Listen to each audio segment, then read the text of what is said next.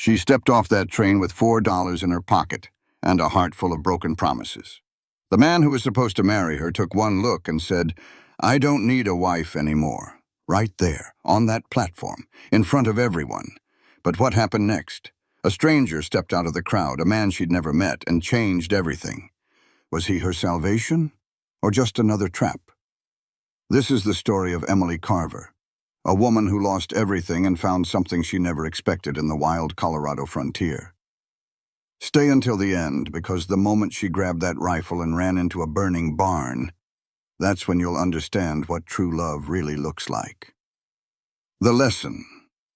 This story proves that courage isn't the absence of fear. It's choosing to act despite being terrified.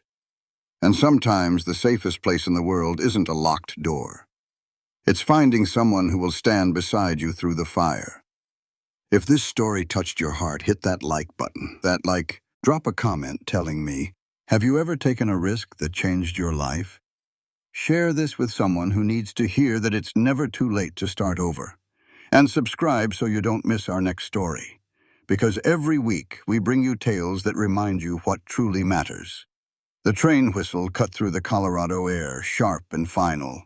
Emily Carver stared out the dirty window as the town of Silver Ridge came into view. It looked like a handful of wooden blocks scattered in the high desert, with tall mountains standing guard. Her own reflection looked back at her, a pale, tired face with dark circles under her eyes. At just 23, she looked a whole lot older. The conductor called out the stop, and Emily's hands shook as she grabbed her suitcase. Inside was everything she had left in the world: a few dresses, her mama's silver hairbrush, and her daddy's watch. She was holding on to a bundle of letters from a man named Milton Graves. He'd promised her security and a home. He said he was an honest man, and after her world fell apart back home, honesty was the one thing she craved. When the train stopped, Emily stood up on shaky legs. She'd spent 3 days running from trouble in Boston, telling herself this was a brave choice, not a desperate one. The Texas heat hit her like a wall the second she stepped onto the platform. "Miss Carver?" She turned to see a thin man in his late 50s with cold, icy eyes. His suit was old and tight, and his smile never reached those eyes. "Mr. Graves," she said, her voice barely a whisper. He just stood there, looking her up and down. "You're younger than I figured," he said flatly. "I am 23, sir, just like I wrote in my letters." He pulled out a handkerchief. "Let's just be plain about this, Miss Carver." A knot formed in her stomach. It was the tone of a man about to deliver bad news and enjoy doing it. "I'm going to save us both a lot of trouble," Graves said, his arms crossed. "I don't need a wife anymore." The words felt like a punch to the gut. "I don't understand." He shrugged like he was talking about the weather. "My situation has changed. I've hired help for the ranch, and I've decided marriage is more trouble than it's worth." Emily felt dizzy. She'd spent her last dollar on this trip. She had no one to turn to and nowhere to go. "But you promised," she pleaded. "I promised nothing legally binding, Miss Carver," he said with a cruel little smile. "But I'm not a monster. I'll buy your ticket back to Boston. Consider it payment for your wasted time." A ticket home. The words were a bitter taste in her mouth. "I have nothing to go back to. I explained that in my letters when I sold my last few things to get here. Well, that was your decision, not my problem." Mr. Graves looked at his pocket watch like he was the star of some stage play. "The train heading east leaves tomorrow at noon. I took the liberty of getting you a room at the boarding house." He turned to go, but something inside Emily that had survived everything else finally snapped. "You are a coward." Her voice cut through the noise of the station, clear and strong. People stopped and stared. Milton Graves froze, then slowly turned back. "What did you just say?" Her hands were shaking, but she held her head high. "You heard me. You made promises in those letters. You knew I was leaving everything behind. And now you stand there talking about responsibility with a cheap train ticket in your hand." She gave a dry, humorless laugh. "My father had his faults, Mr. Graves. But at least he never pretended to be a good man while he was ruining someone's life. That is a fair point, ma'am. The new voice was deep and steady, coming from her left. She turned and looked up at a man who seemed as solid as the mountains behind him. He was tall, maybe 6'3", with shoulders wide enough to cast a long shadow. His dark hair was a little long, and his eyes were a deep, honest blue. He wore dusty work clothes and boots that had seen their share of hard miles. This man was no stranger to hard work. "This is a private matter," Mallister Graves snapped. "It does not concern you. I reckon when a man tries to shame a lady in public, it concerns everybody." The tall man, Mallister, kept his gaze on Graves, but stood in a way that shielded Emily, especially when the lady is telling the plain truth about him. "How dare you speak to me that way?" "I dare because I was in the post office 3 weeks ago when your letter arrived." Mallister's voice stayed low, but it was sharp as a knife. "I saw you read it, and I saw you turn pale and stuff it in your pocket.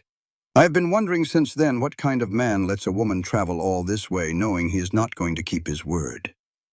"My business is my own affair," Graves sputtered. "Your business became my business when you left your honor at the door." Mallister took a single step forward, and he seemed to tower over the other man. "Now, this is what is going to happen. You will apologize to Miss Carver for wasting her time. Then you are going to walk away and count yourself lucky I do not tell this whole town what you really are. I do not take orders from you, Mallister. Then take my advice. Walk away." Something in Mallister's quiet tone made Graves back down. His face twisted up with anger, but he knew he was beat. "Fine. You can have her," Graves spat. "What respectable woman travels alone to meet a stranger anyway? You will regret this, Mallister." He stormed off, and the fight finally drained out of Emily, leaving her feeling hollow and shaky. "Miss Carver?" She looked up at Mallister, really seeing him now, the lines around his eyes from the sun, the faint scar on his jaw. "Are you all right?" he asked, his voice full of genuine concern. I do not know," she whispered. "That is an honest answer." He gave a small smile that changed his whole face. "Let's start by getting you off your feet. You look like you're about to collapse. I have nowhere to go. No money, no ticket. I will not accept charity. You always have choices," Mallister said gently. "The question is, what kind of person are you? Are you the kind that gives up or the kind that fights for a better hand?" "You do not know me," Emily said. "I know you stood up to a man like Graves. I know you traveled all this way by yourself, and that takes courage. I can hear you are educated by the way you speak. And I know that even though you are scared, you are still standing right here." He picked up her heavy suitcase like it was nothing. "That tells me a whole lot. What are you suggesting?" "I am suggesting we find some coffee and talk about what you can do next. No tricks, just a simple conversation." He pointed toward the main street. "The Silver Ridge Cafe has good coffee, and the owner, Sarah Thompson, does not put up with any foolishness. You will be safe there." Emily paused. Everything she had been taught told her not to go anywhere with this cowboy who had just appeared from nowhere. But her old life was gone, and something in Grant Mallister's steady eyes made her trust him. "Coffee would be fine," she said. "Thank you, Mr. Mallister. Just Grant," he said, walking beside her. "We are not too formal out here." They walked down the dusty main street of Silver Ridge. The town was larger than she had imagined, with stores and businesses lining the road. Mountains stood like giants in every direction, under a bright blue sky. Grant held the door to the cafe open, and she stepped inside to the warm smell of coffee and cinnamon. A woman in her 40s with kind eyes came out from the kitchen. "Grant Mallister, what are you doing in town again so soon?" Her eyes landed on Emily, and her face softened with concern. "And you must be the young lady the whole town is buzzing about. Come on in, honey. Sit down before you fall down. You look worn out." "Thank you," Emily said, surprised by the woman's warmth. "This is Sarah Thompson," Grant explained. "Sarah, meet Miss Emily Carver from Boston, then." Sarah was already moving toward the kitchen. "I heard what happened down at the station. That Milton Graves is a low-down snake, always has been. Coffee and a slice of my apple cake are on their way. Don't you argue. You look like you ain't had a square meal in a week. Emily eased into a chair as Grant settled in across from her. He looked like a man who belonged right where he was, solid and sure. He took off his hat, setting it on the chair next to him. "So," he said, his blue eyes looking right through her. "Tell me about Boston. Why?" The word came out sharper than she meant. "What does it matter?" "It matters a whole lot if I'm going to help you find your footing." He took a cup of coffee from Sarah without breaking his gaze from Emily. Folks are either running from something or to something. Knowing which is which helps you know the way forward. Emily cupped her hands around the warm mug. The coffee was strong and good. "My father passed on 6 months ago," she finally said. "His heart just gave out. I thought we had some money put away, but it turns out he'd mortgaged everything." The collectors showed up right after the funeral. They took the house, the furniture, every last thing. My lawyer said I should find work as a governess. But those jobs, well, they expected more than just teaching. Grant finished her thought quietly. They wanted more than your time. Emily met his gaze, surprised he understood. "Yes. So you took Graves's offer. His was one of several. It just sounded the most decent. A practical deal with a rancher seemed like the safest bet." Sarah set down 2 big slices of warm apple cake. "Eat," she said softly. "You'll need your strength for whatever's next." Emily took a bite and felt a wave of relief.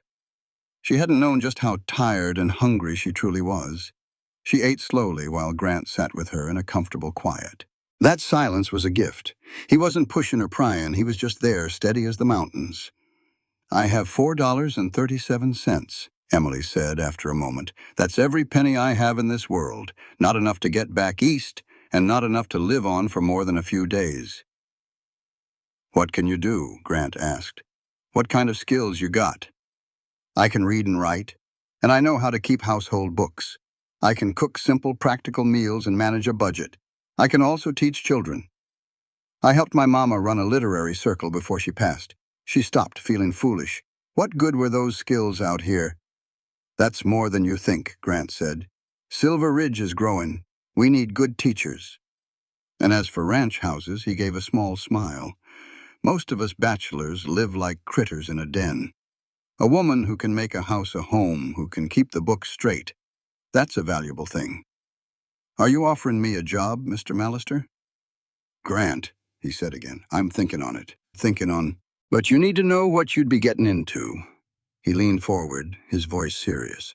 "My ranch is about 5 miles north of here. 3,000 acres, 500 head of cattle, and more work than one man can handle. I got 4 hands in the bunkhouse, and we all eat like savages, 'cause none of us knows how to cook." Emily couldn't help but crack a small smile. "I need someone to manage the house, cook, and keep the supplies in order. It's hard work and long days out there. You'd have your own room. I'd pay you $30 a month, plus room and board." Emily's breath caught. $30 was a fortune. "Why?" she asked. "Why offer this to a stranger?" Grant was quiet for a second. "You know the real reason Graves turned you away? Because you're too good for him." His eyes were fierce. He wanted someone he could walk all over, someone so desperate they'd never question him. But you stood on that platform and called him out for what he is. Graves couldn't handle that kind of fire. He wanted a doormat, not a partner. "I want an employee, someone who works hard and tells me the truth." He leaned in a little. "Give me 3 months. Work for me for 3 months and save your money. After that, if you want to go back east, I'll buy your ticket myself. If you want to stay, we can talk about a permanent job. You'll have enough to make a choice on your own terms, not his." Emily looked at him, trying to find the catch, but all she saw was plain-spoken honesty. "Why are you doing this?" she whispered. "Because I've seen too many good people get chewed up by men like Graves. And my mama taught me that a man's character is measured by how he treats folks when they're down on their luck," he added with that small smile. "And besides, you'd be saving me and my men from another month of burnt beans." Sarah, who'd been listening, set down fresh coffee. "He ain't lying about the cooking. It's a wonder his men ain't up and quit on him." Emily looked at these 2 strangers, offering her a chance. A real chance. I have terms, she said, her voice growing stronger. Grant nodded. Go on. I want a lock on my door. I want my pay every week, not every month. And I want it in writing that this is a job and nothing more, no other expectations. Done, Grant said without hesitation. We'll have the lawyer, Elias Carter, draw it up tomorrow. And Emily, he waited till she looked him in the eye. Every man on my place knows that any woman under my roof is to be respected. Anyone crosses that line, they answer directly to me. That includes me. You'll be safe. I give you my word. A bit of the tightness in her chest finally let go. Why do I believe you? Because you're smart enough to know the truth when you hear it. Grant stood and picked up his hat. What do you say, Miss Carver? Want to take a gamble on civilizing a bear's den? Emily stood up too, pulling her shoulders back. She thought of the ruin she left in Boston and the coldness of Milton graves. She thought of all the ways life had tried to beat her down and how she had refused to break. Yes, Mr. Mallister Grant, she said, correcting herself. I will take your offer. For 3 months. He nodded once and held out his hand. Emily took it. His handshake was firm and warm, the calloused hand of a man who kept his word. They sealed the deal right there in the Silver Ridge Cafe. I will get you a room at the boarding house, Grant said, his voice low and steady. Mrs. Fletcher knows my word is good. Tomorrow morning I will bring the contract and a wagon. Should I be worried? Emily asked, a small smile touching her lips. Probably, Grant admitted with a grin. But I reckon you are tougher than you look, Emily Carver from Boston. He settled his hat on his head and walked out, pausing at the door. Get some rest. Tomorrow, we work. The woman from the cafe, Sarah, was smiling like she knew a secret. That man, she said, has needed someone like you for a long, long time. Sarah guided Emily to the boarding house, where a kind woman named Mrs. Fletcher showed her to a small, clean room with a real bed. That night, listening to the unfamiliar sounds of the town, Emily thought about Grant and his unexpected kindness. She had arrived with less than nothing, but lying there, she felt like she had gained something precious, a choice. For the first time in 6 months, she fell asleep without any tears. Morning came bright and early with the Colorado sun pouring through the window. Emily remembered it all in a flash. She was in Silver Ridge. Grant Mallister had offered her a second chance. Her new life was starting today. She washed up and smoothed her wrinkled black dress, then pinned her hair up simply. At breakfast, the other boarders, mostly men who worked in town, watched her with curiosity. The food was simple, but hearty. Mr. Mallister sent word he will be by at 9, Mrs. Fletcher said, pouring more coffee. You can set your watch by that man. You know him well? Emily asked. Known him since he was a boy, the older woman said, her face softening. His daddy brought the family out here 25 years back. They built that ranch from scratch. This land makes a man hard. Grant learned early on, you either work or you starve. What happened to his folks? Fever took his mother when Grant was 17. His father's heart gave out 5 years later. Grant was only 22 when he took over the ranch. Everyone figured he would fail, but he proved them all wrong. Is he a good man, Mrs. Fletcher? The woman looked her straight in the eye. Grant Mallister is the kind of man this world needs more of. He is tough when he has to be, and honest even when it costs him. If he offered you a job, you can trust him completely. Right at 9 o'clock, a knock came at the door. Mrs. Fletcher smiled. Like I said, punctual as sunrise. Grant stood on the porch, holding his hat in one hand and a leather folder in the other. In the morning light, Emily noticed the silver at his temples and the laugh lines around his eyes. Morning, he said. Sleep well? Better than I expected, she admitted. Good. Ready to make this official? He held up the folder. They sat in the parlor, and Grant spread the papers on a small table. Emily read every word. Her father's troubles had taught her to read the fine print, but the contract was exactly as he had promised. 3 months of work for $30 a month, with room and board included. The duties were clear, and at the end, a paid train ticket east, no matter what. "This is more than fair," Emily said, looking up at him. "Did you expect it would not be?" She hesitated. "In my experience, when something seems too good to be true..." Grant's face grew serious. "My mother always said, 'You judge a man by how he treats folks who cannot do anything for him.' Right now, you are on your own out here. This contract, well, it makes things square. It gives you rights." Emily looked at the rancher, who spoke of fairness, like it was the most important thing in the world. She picked up the pen and signed her name, Emily Margaret Carver, on all 3 copies. Grant signed his name below hers, bold and clear. "There," he said, handing her a copy. "You are now officially employed." Then he pulled out $7.50 and placed it on the table. "An advance for your first week, for any supplies you might need." Emily stared at the money. "You are paying me before I have even started?" "A body needs supplies," he said simply. "I want you to start off right." Grant pushed his chair back and picked up his copy of the contract. "All right, Emily, the wagon is right outside. We need to swing by the general store to get you fixed up. Then we will head on out to the ranch. I ought to warn you, it is a good hour's ride and the road is rougher than a cob." "I will be just fine," Emily said, tucking the money away as she followed him out. The wagon was plain and sturdy, just as she figured, pulled by 2 big draft horses that looked patient as time itself. Grant gave her a hand up onto the seat, his touch polite and steady, before climbing up beside her and taking the reins. "Let us get you squared away," he said. And with a click, they were off. The Silver Ridge General Store was a sight to see, a wonderful mess of everything you could imagine. Boots and butter, rope and ribbons, all packed in a room that smelled like leather, coffee, and sweet candy. The man running the place, a fella named Walter Chen with a grand mustache, tipped his head to Grant. "Morning, Grant. I reckon this is the young lady the whole town is buzzing about." "Word travels," Grant said with a dry smile. "Emily, this is Walter. Walter, Miss Carver will be my new housekeeper. She needs some sensible clothes and supplies."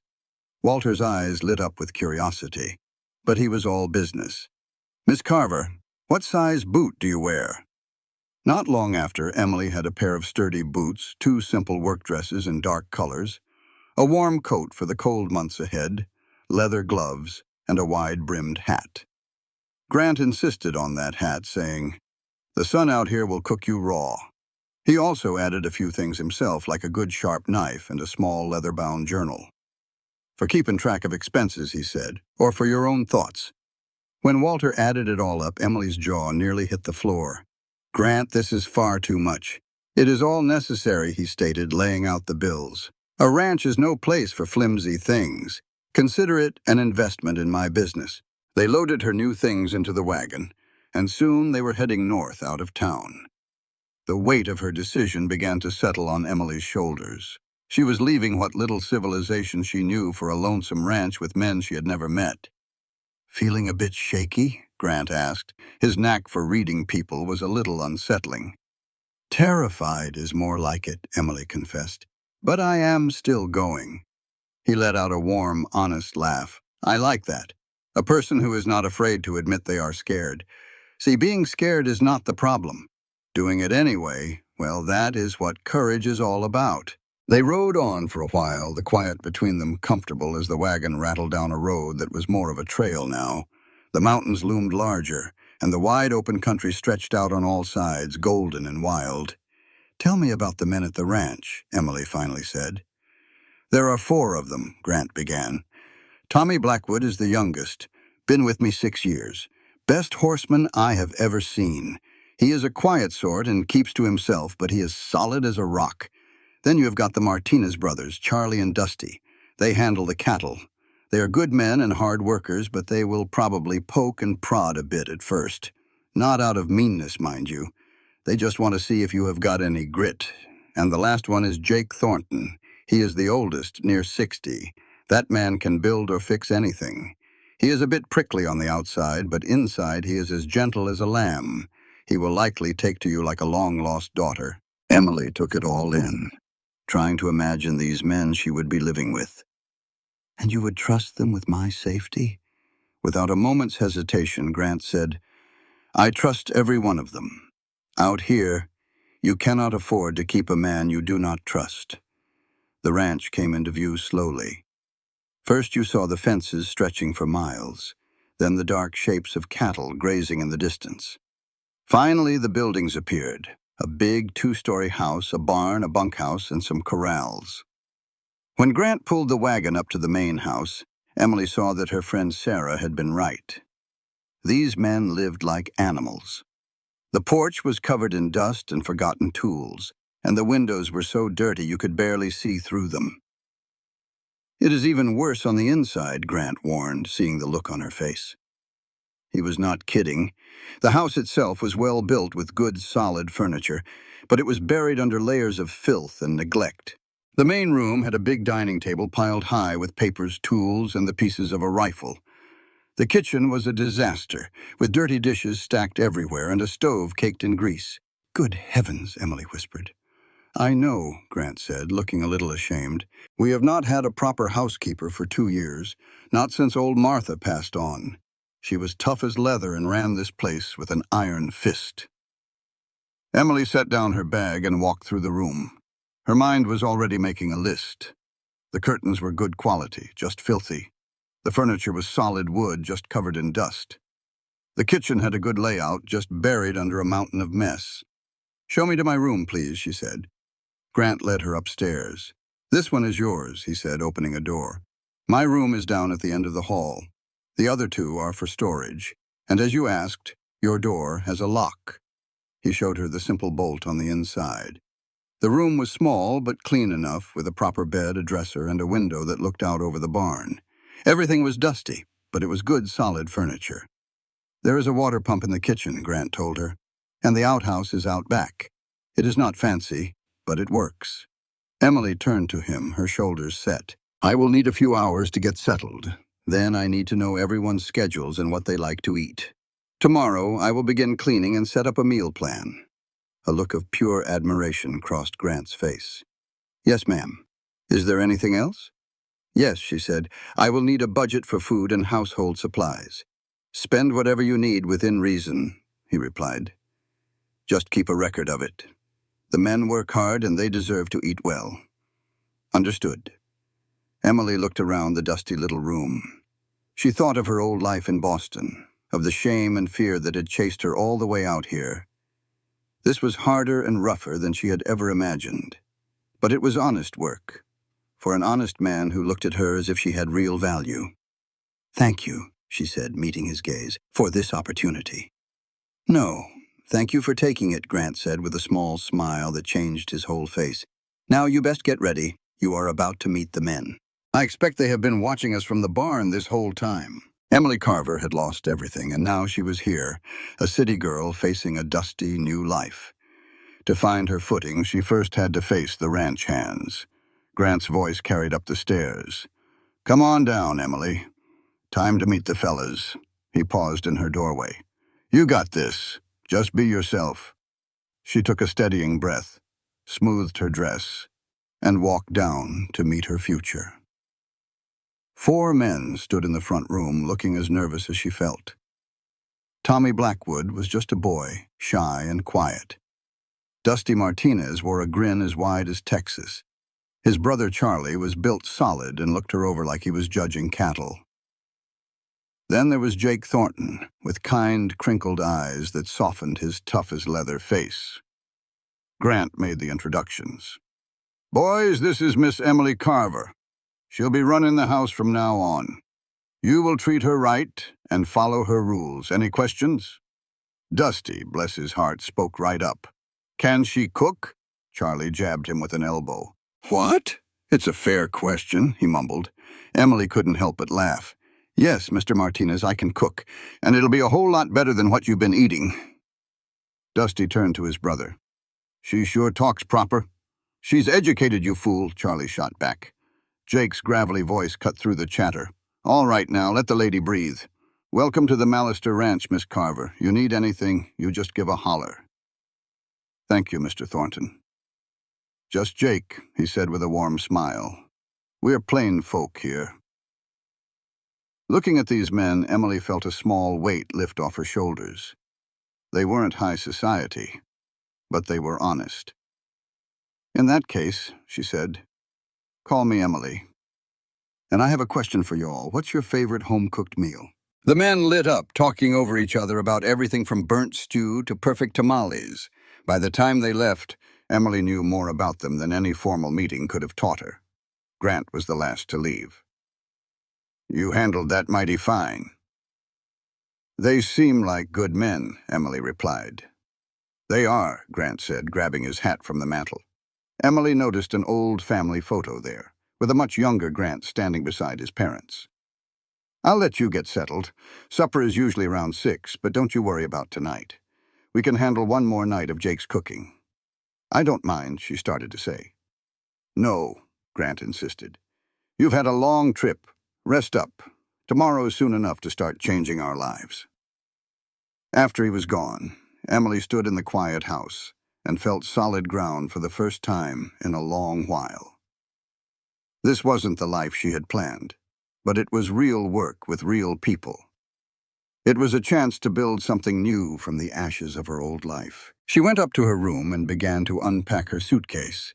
Outside, the Colorado sun shone down on the ranch. She had arrived with nothing but a broken dream. Now she had a job, a contract, and 3 months to figure out what was next. For now, that was more than enough. The day at Mallister Ranch started before the sun, with a rooster crowing and boots stomping on the porch.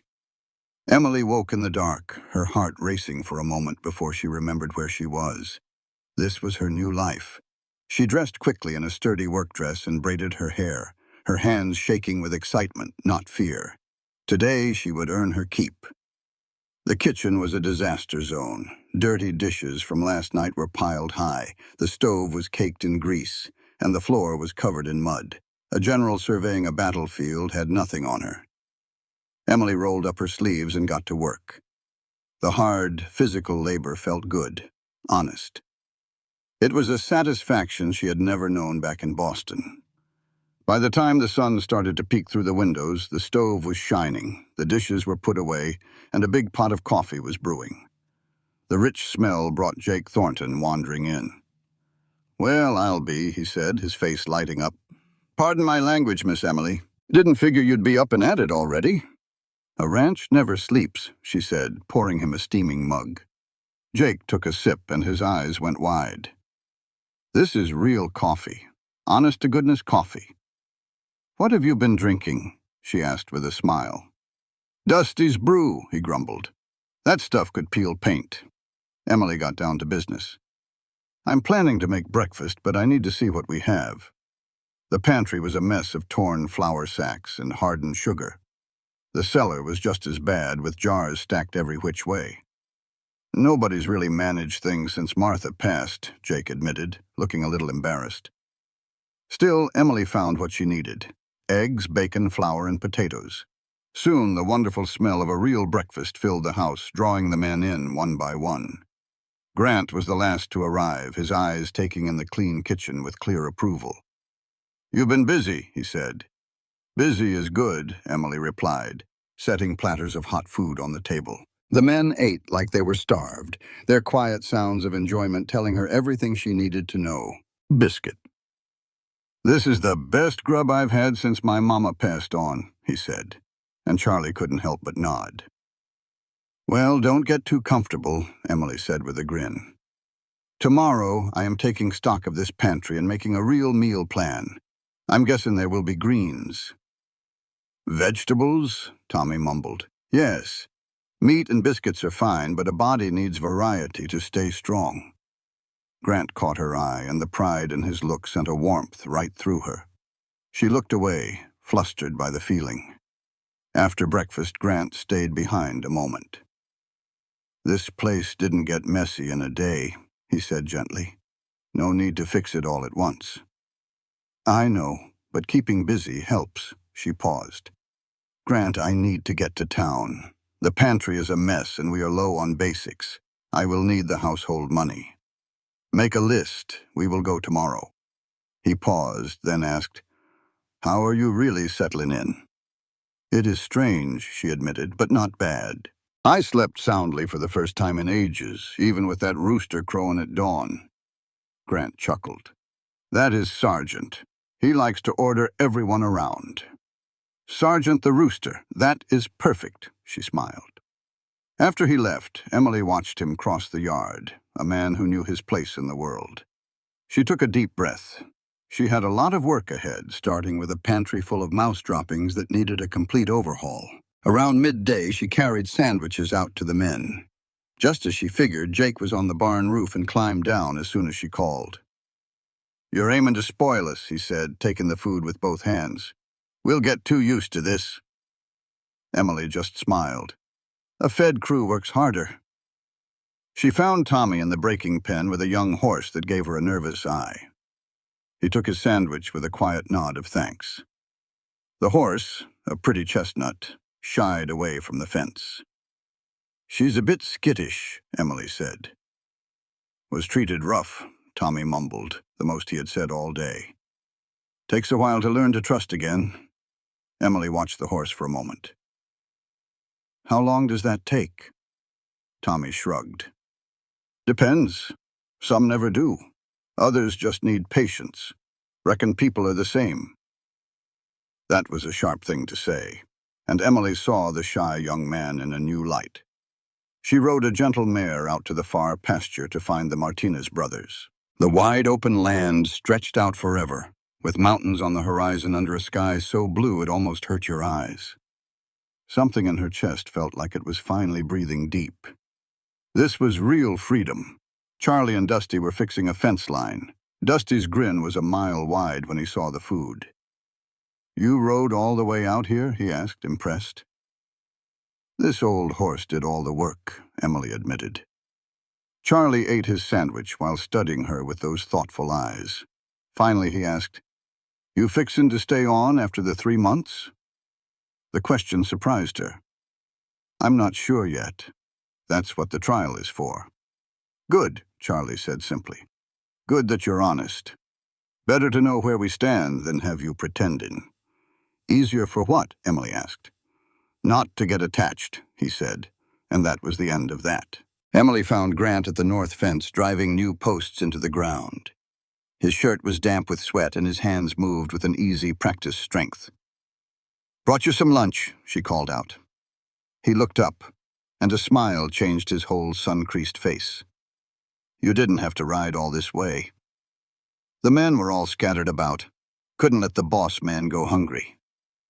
She set the basket down, watching the power in his arms as he worked. "Can I ask you something personal?" "Always." He stopped to wipe his brow. "Why'd you really hire me? It wasn't just for the cooking." Grant was quiet for a spell, his gaze far off. "You reminded me of my mother," he said at last. Emily was surprised. "She came out here with my father when she was just 18. Left a comfortable life for a man with nothing but dirt and dreams. She was a refined lady, not at all ready for this kind of life. What happened to her? She learned. She got tough. Tougher than anybody thought," Grant said, pulling another post. "But she never lost her dignity. It looked like gentleness, but underneath it was pure steel. When I saw you standing up to graves with every reason to fall apart, I saw that same steel in you." Emily felt a lump form in her throat. "I nearly did fall apart." "But you didn't," he said. "You held your head high and spoke your piece. That's not weakness, Emily, that's courage. My mother always said anyone can be strong when times are good. True strength shows itself when everything goes wrong." "She sounds like an amazing woman." "She was," Grant said softly. "Lost her when I was 17. I still miss her every single day." "What would she think about you hiring me?" Grant looked straight at her, his eyes so intense it took her breath. "She'd say I was smart for holding on to something good when I found it." The world seemed to stop for a second. Emily looked away, grabbing for the basket. I should head back. I should head. There's still a lot to do at the house. Emily, he said, stopping her. You're doing a fine job. Better than I ever expected. I just wanted you to know.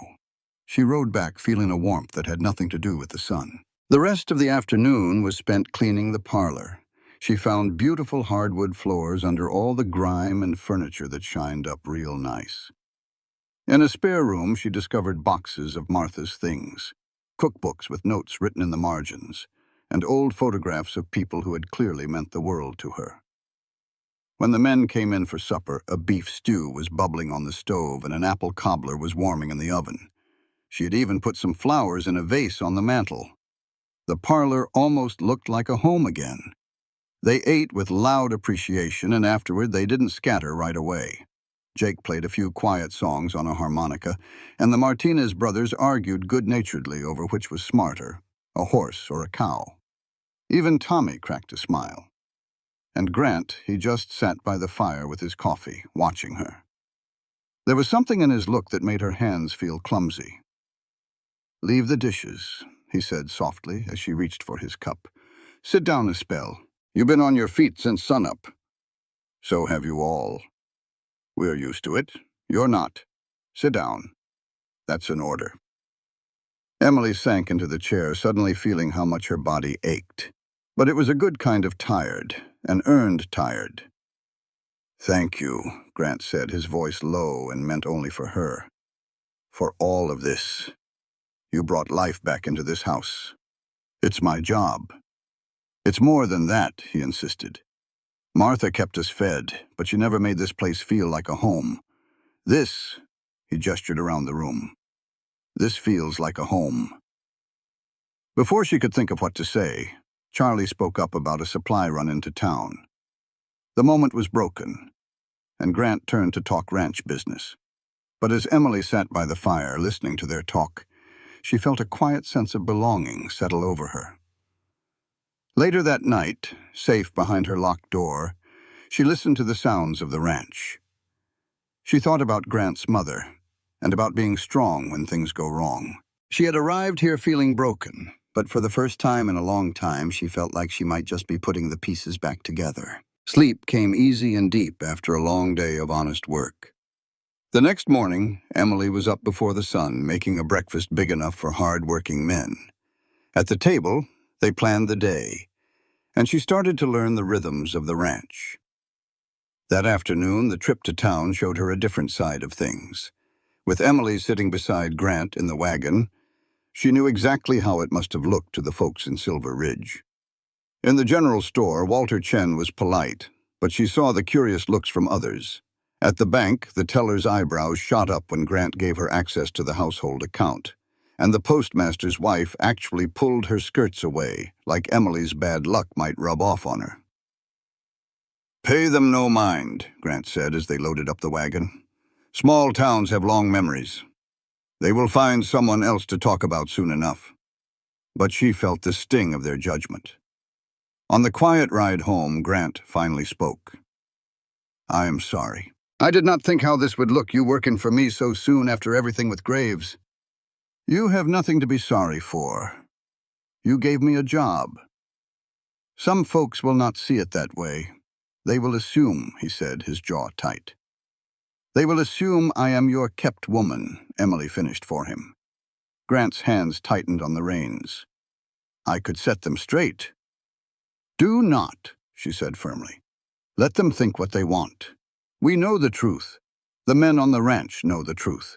That is what matters. Does the gossip bother you? It does, she confessed, but not enough to give up this. I have learned that people will judge you no matter what.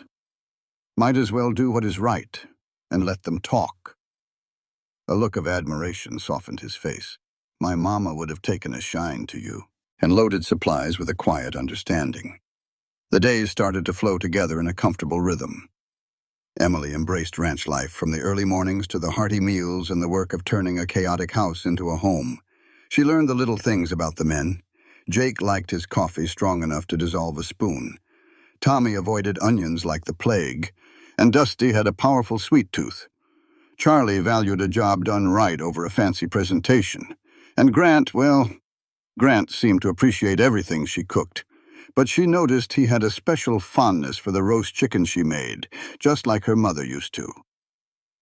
Evenings changed, too.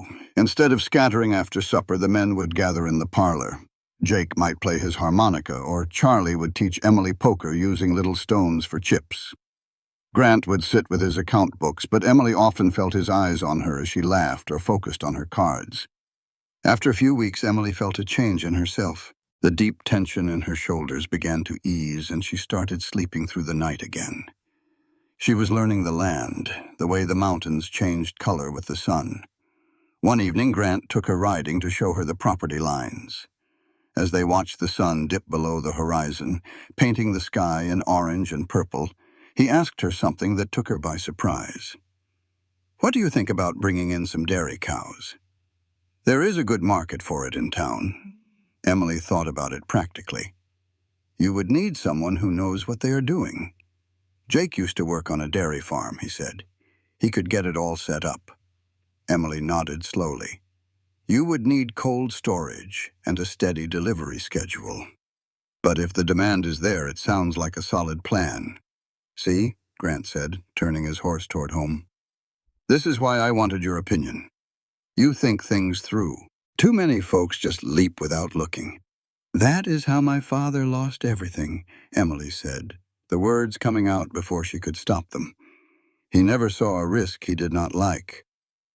My mother begged him to be more careful, but he would just say fortune favors the bold." "What happened to your mother?" Grant asked gently. "A fever took her when I was 14. After that, there was no one left to slow him down." Emily stroked her horse's neck, trying to avoid his gaze. "I tried, but he would not listen to his daughter." "It must have been hard," Grant said, "knowing a storm was coming but not being able to stop it." "The hardest part was that I loved him through it all," she admitted, blinking back tears. "He was not a bad man, just a weak one." Grant was quiet for a long moment. "Loving people with flaws does not make us weak," he said finally. "It just makes us human." As they rode back in the fading light, Emily felt another piece of the wall around her heart crumble away. Later that night, she wrote in her journal, not about accounts, but about the ranch, the men, and the strange sense of peace she was finding in good, honest work. The fourth week brought a fierce storm that tore off part of the barn roof. Everyone had to pitch in, and Emily found herself handing up tools and holding lumber, feeling more alive than she had in years. The storm also found a leak in her bedroom ceiling. She woke to the sound of water dripping on her bed. Just as she was trying to get back to sleep, a soft knock came at her door. "Emily, it is Grant. I saw your light. Is everything okay?" She opened the door and showed him the leak. Grant's face grew dark. "Why in the world did you not wake me sooner?" It was the middle of the night when a steady drip turned into a downright stream right over her bed. Before Emily could even figure out what to do, Grant was at her door. He took one look and said, "Your room, my roof. That makes it my problem." He vanished and came right back with a bucket and an armful of warm blankets. "You are not sleeping here tonight," he said, his voice leaving no room for argument. "The spare room is dry. Come on." He led her to a storage room and cleared it out, hauling in a bed from another part of the house all by himself. Emily just stood there, feeling a strange mix of deep gratitude and a powerful unease watching him make up a bed for her after midnight. "Grant, this is too much," she started, but he cut her off. "No arguing. I will fix that ceiling tomorrow, but tonight you are sleeping somewhere dry. Rancher's orders." He looked at her then, and in the soft lamplight his eyes were a startling blue. "I take care of what is mine, Emily. This house and everyone in it is under my protection." That one phrase, "what is mine," made her heart beat a little faster. "I am not yours," she whispered. "I am your employee." He sighed, a small smile on his face. "Right now you are someone under my roof who needs a dry place to sleep. Get some rest." After he left, Emily lay in the strange bed, trying not to think about how gentle he had been. She tried not to think about how his words made her feel cornered and completely safe, all at the same time. A few days later, a rider from town delivered a letter to Grant. His face turned to stone as he read it. Jake looked up from mending a saddle. Trouble? Town council meeting, Grant said, his jaw tight. Milton Graves is on it now. He is proposing new regulations about hiring folks. Jake just grunted. Let him try. Everyone in this county knows you run a square business. Graves is just sore. But Emily saw the worry in Grant's eyes. This was not about rules. It was about a small man trying to tear down a good one. That evening she told him quietly, I can leave, Grant. Find work in another town. Then he cannot use me against you. Grant looked at her like she had suggested they burn down the barn. Absolutely not, he said, his voice firm. I do not bend to bullies, and I am not about to start now. What is it costing me? Some gossip? I have dealt with worse. He leaned forward, his eyes intense. You are doing great work here. More than that, he said, his voice softening just a bit. You brought hope back to this place. It feels like a home again, not just a place to sleep. That is because of you. He stood up and grabbed his hat. The meeting is next Tuesday. I will be there. I will handle Graves. You just keep turning this house into a home. That Saturday, Sarah Thompson from the town cafe drove out, a serious look on her face. Over coffee, she laid it all out plain. Milton is poisoning the well, honey. The church ladies are all whispering that you are Grant's mistress, a fallen woman running from some scandal back east. Sarah reached out and grabbed Emily's hand. It is all lies, of course. Anyone with 2 eyes can see the way you and Grant dance around each other. But I will tell you what else they can see. You are both fools, too stubborn and proper to admit you are half in love. The words hit Emily like a bucket of cold water. Half in love? She thought about his rare smile, the way she found excuses just to be near him. The way his quiet praise made her feel warm all over. Oh, Lord. It was true. She was falling for her boss. This was not part of her sensible plan for the future. But her heart, she was quickly learning, did not care one bit about sensible plans. Tuesday morning came, bright and tense. Grant came down for breakfast wearing his good suit, which she had found and pressed without being asked. Before he rode out to town, he stopped in the kitchen. Whatever happens today, he said, his eyes meeting hers. Nothing changes here. You understand? I understand, she said. He nodded, looking like he wanted to say more. Then he just turned and walked out the door. Do that. I just wanted you to look proud when you faced them. Something in his face seemed to soften. You believe in me that much. I believe in the truth, Emily said. And the truth is, you are a good man who gave a woman in a tough spot a fair shot. There is no shame in that. Grant just looked at her for a long moment, his eyes full of things he wasn't saying. Then he set his hat on his head and walked out, taking all the air in the room with him. The men were quiet over supper, all waiting on Grant. He rode in after dark, looking bone-tired but pleased. Well, Jake said before Grant could even sit.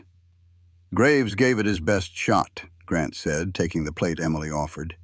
He cooked up a mess of rules about morals for folks who work in houses, background checks, needing chaperones. He made it sound like he was protecting the town's virtue, but we all knew he was aiming straight for us. So what happened? Emily asked, almost afraid to ask. Grant gave a sharp, satisfied smile. Our lawyer, Elias Carter, stood right up. He pointed out those new rules would have to apply to every last house in town, including theirs. He asked if they were truly ready to have their own business put under a microscope. So they voted it down, Jake pushed. They did more than that. They voted Graves right off the committee that dreamed it up. Grant finally turned to Emily, his eyes shining with victory. It is over. He tried to use the town's own rules against us, and it blew up in his face. Tears started to well in Emily's eyes. "So I can stay. You can stay as long as you please." Grant's voice was thick with feeling. "And if anyone tries to make you leave, they will have to come through me first." "Yes, I did." Grant took a long look at her, so intense it nearly took her breath. "Emily, I have to tell you something. When I first offered you this job, it was because I truly needed the help.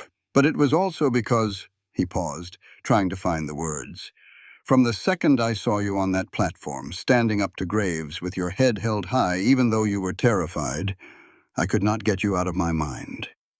Emily's heart started pounding like a drum.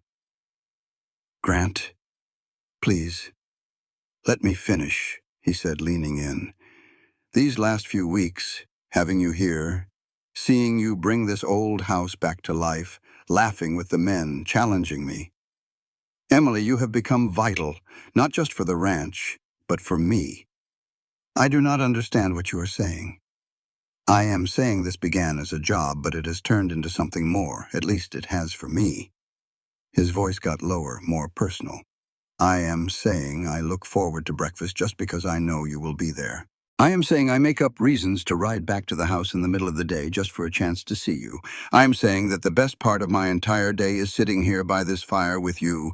I am saying, don't." Emily shot up from her chair, her hands trembling. "Please do not finish that thought."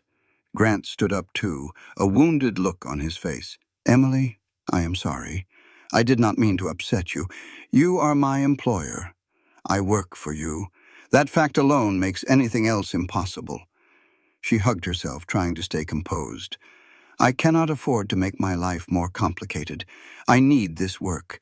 I need to feel secure. I need to feel safe. And I am taking that from you. I get it." Grant stepped back, giving her room. "I apologize. I should have kept my mouth shut. We will just pretend this never happened." But they both knew it was too late for that. But how could you forget a thing like that? What if the bravest move was not to guard her heart so fiercely? What if she was meant to risk it all? The questions followed her into the next morning, which was stiff and awkward.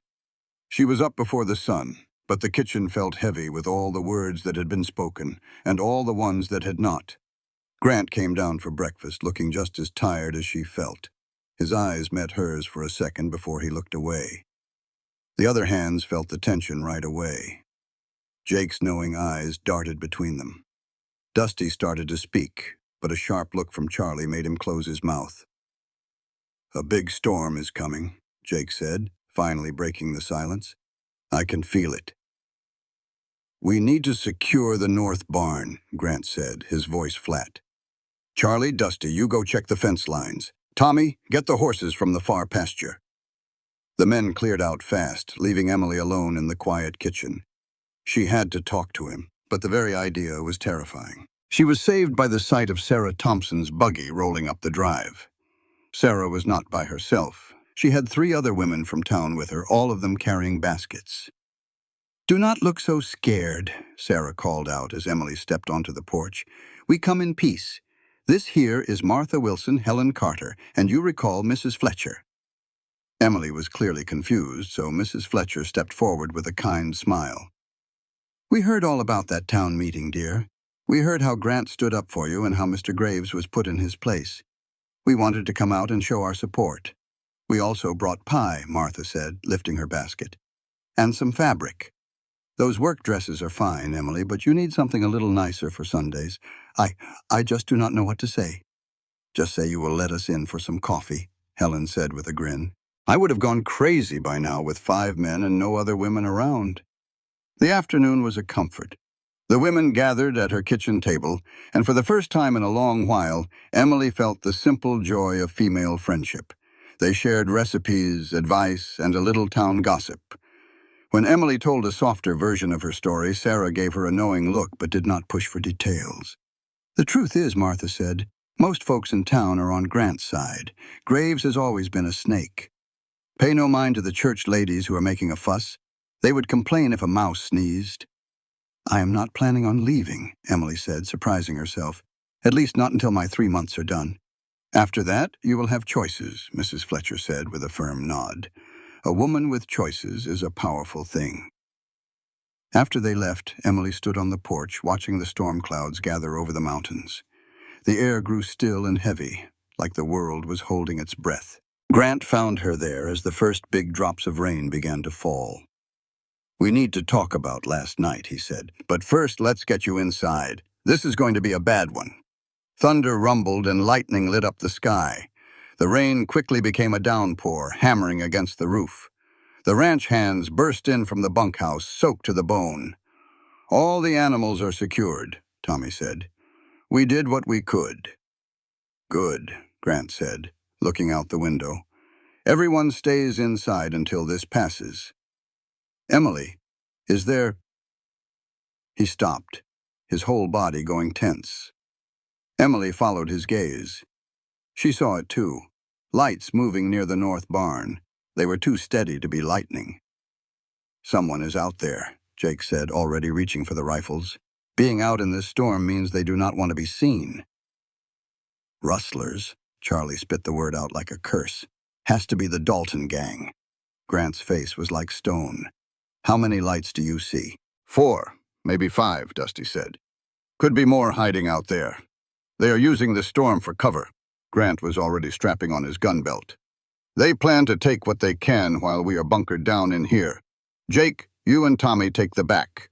Charlie, Dusty, you are with me. We will hit them from 3 sides." "What about the cattle?" Charlie asked. "Forget the cattle. They are after the horses. Our best stock is in that barn."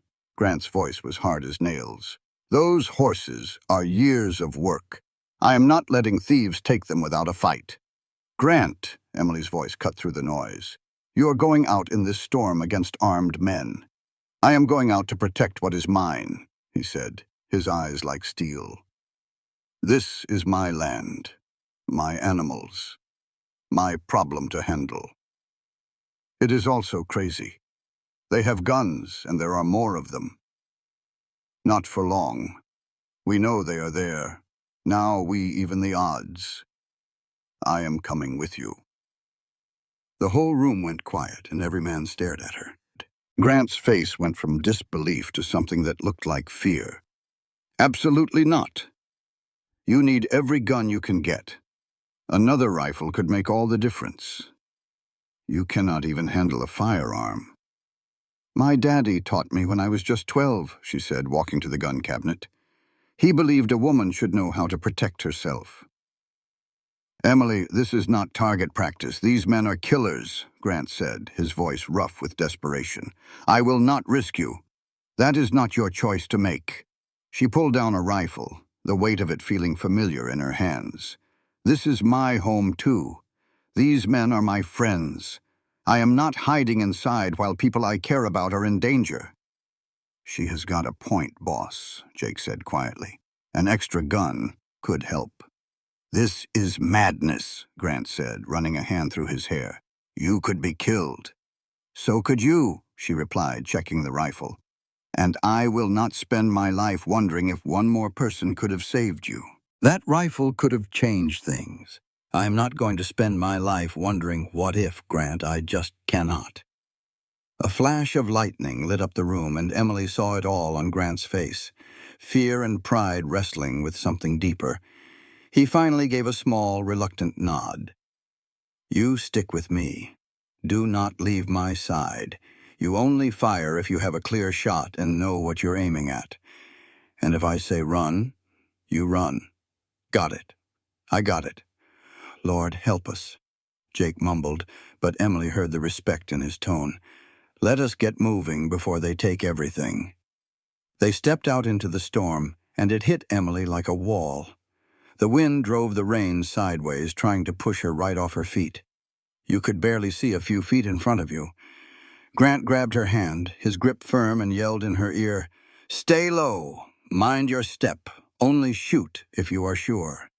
They split up just like they planned. Grant and Emily circled west toward the barn, while the others came from different directions. The mud pulled at Emily's boots, and her clothes were soaked in an instant. Through the rain, she saw the barn door was open, with lamplight spilling out. Grant motioned for her to stop behind a water trough about 30 yards away.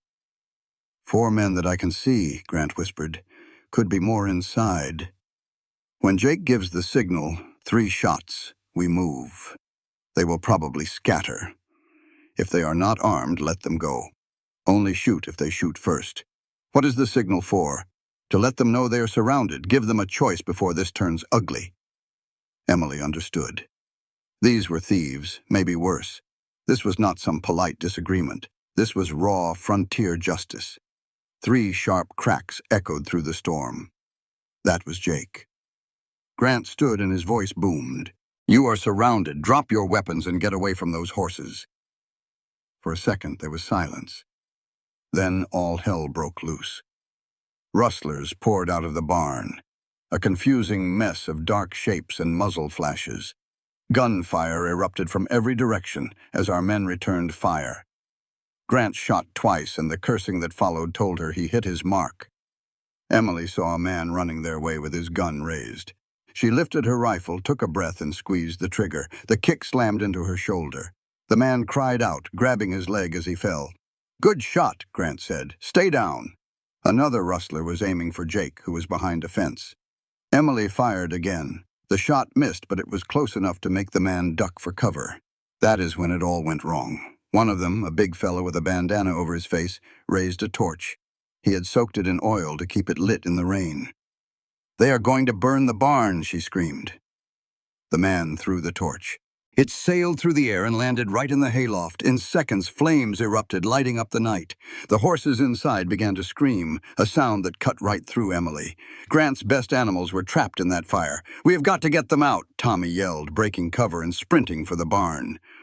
"Tommy, no!" Grant shouted, but the thunder drowned him out. The rustlers used the chaos to escape into the storm. Charlie and Dusty fired after them, but they were gone. All that mattered now was the fire and the horses trapped inside. Grant was already running, and Emily ran right behind him, the rifle completely forgotten. The smoke in the barn was thick and choking.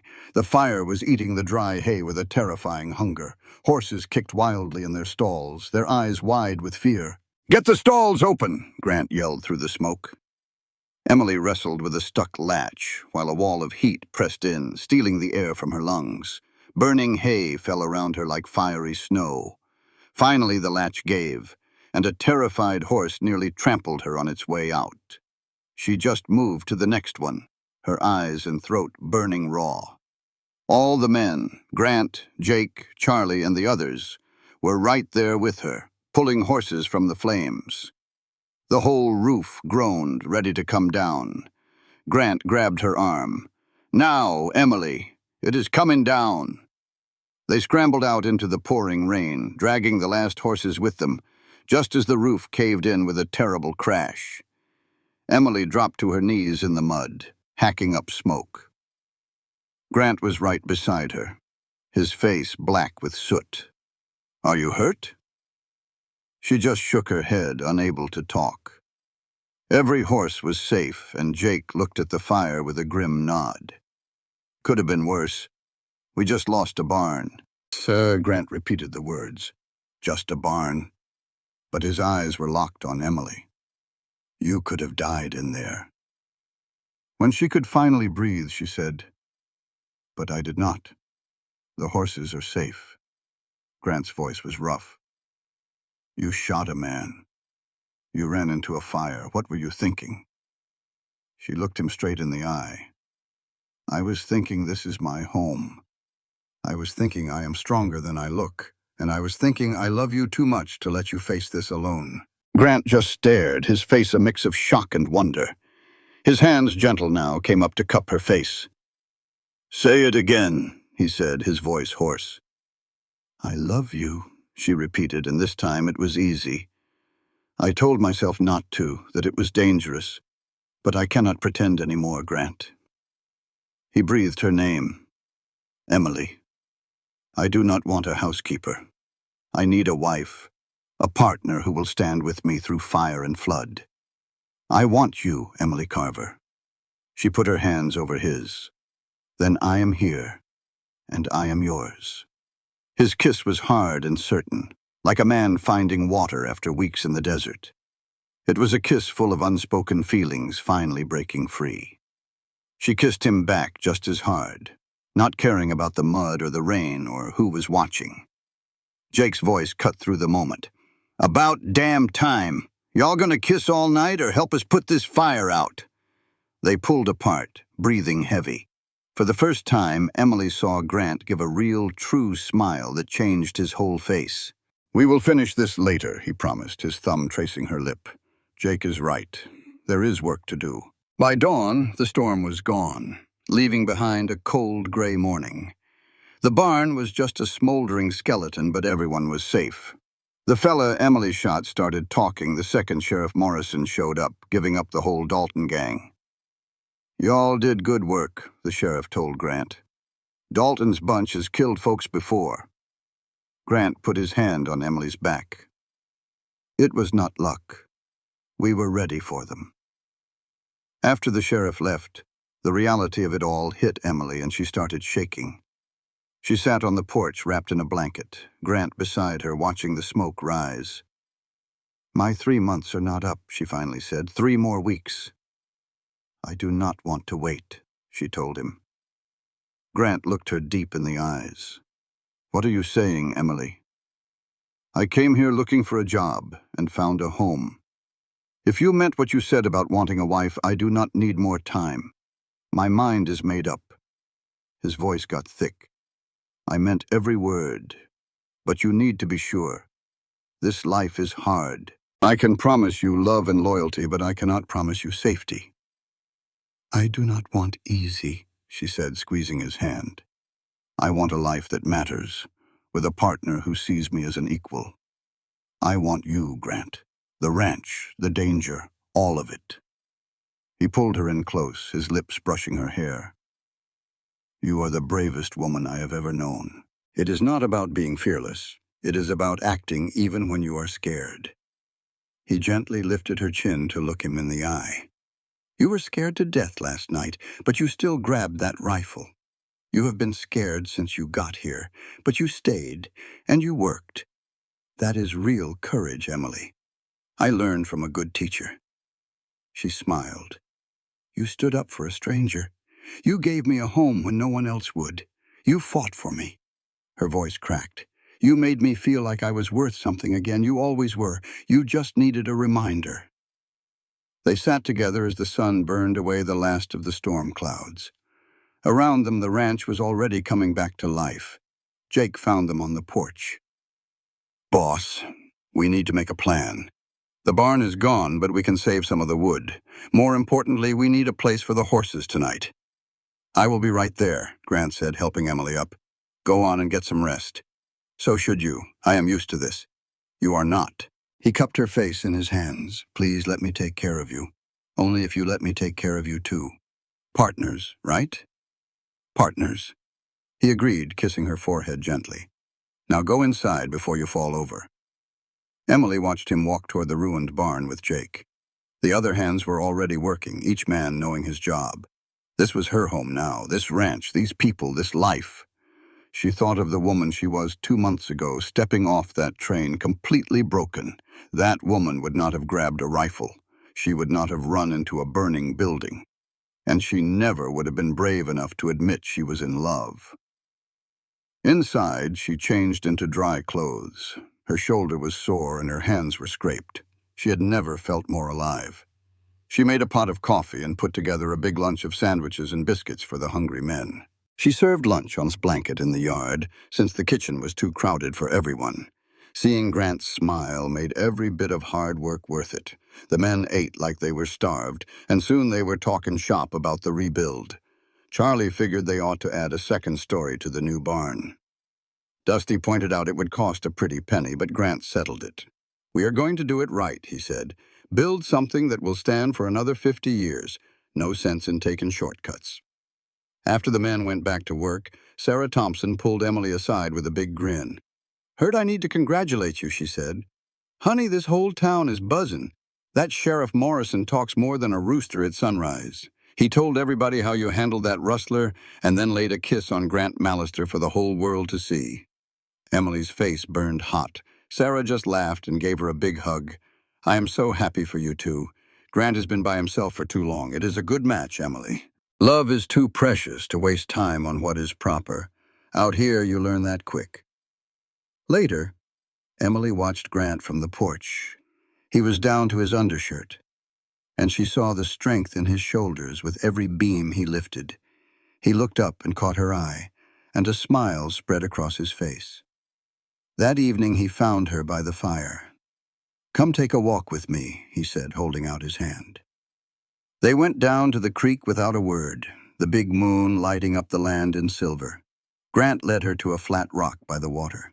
After a long, easy quiet, he finally spoke. "I have been doing some thinking," he started, "about us. You came here for 3 months, and you deserve every one of those days to be sure this is the life you want." He turned to her, his face serious in the moonlight. "Now, let me finish. I want to marry you, Emily, more than anything. But I need you to be 100% certain, so I have got an idea." He pulled a small box from his pocket.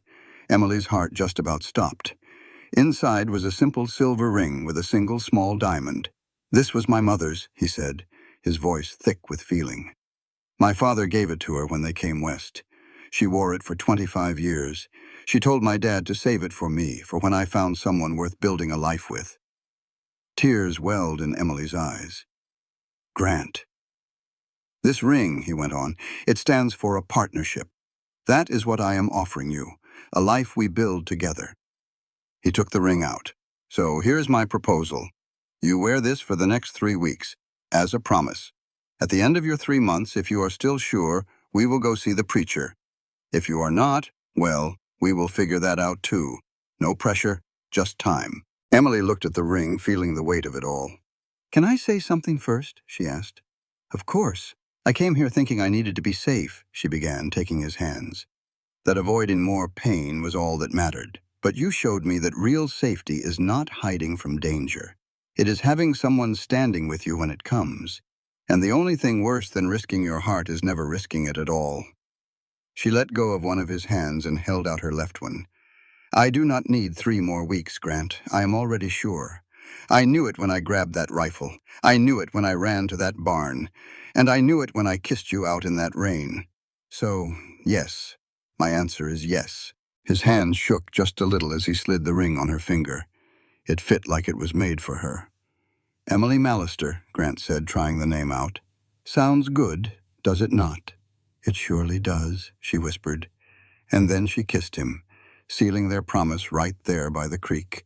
They stayed out under the moon, talking about everything from apple trees to children and rebuilding the barn.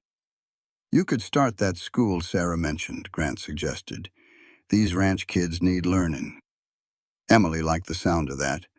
"Would you mind a wife with a job?" "Why in the world would I mind?" he said. "You would be helping folks and building something important. That is what being partners is all about." They walked back to the house holding hands. The ring on her finger felt solid and real. At the porch, Grant stopped her.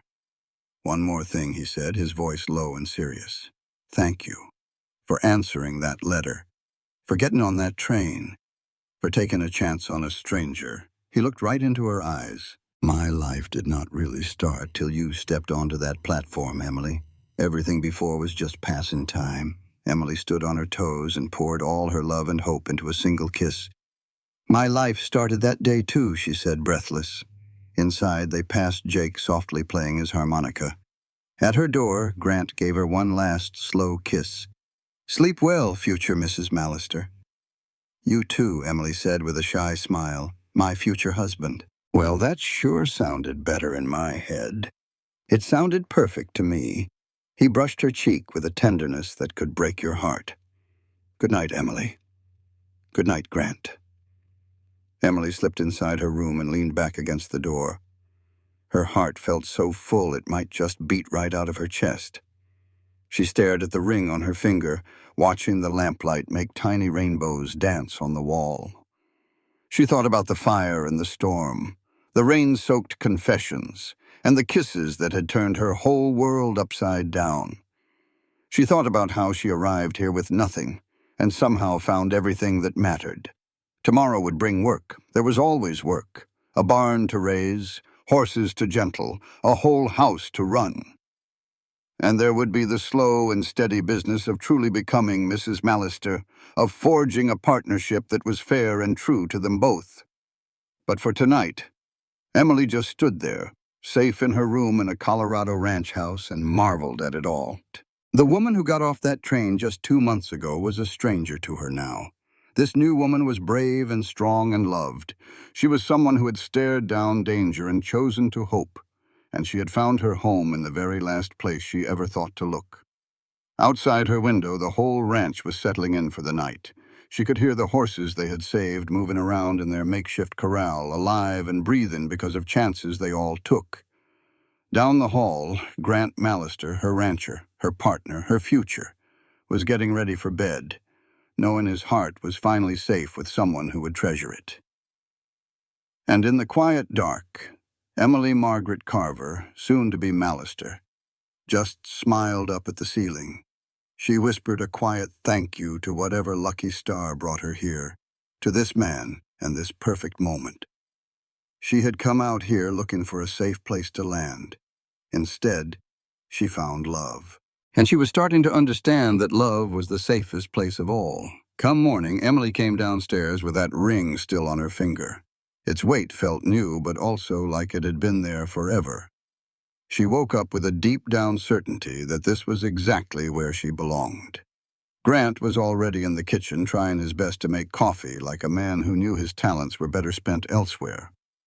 He looked up as she walked in, and the smile that lit up his face was better than any love song. "Morning, fiancé," he said, the words sounding new and sweet on his tongue. "Morning, future husband." Emily moved in to take over the coffee-making, gently nudging him aside. "How long have you been up?" "An hour, I reckon. Couldn't sleep.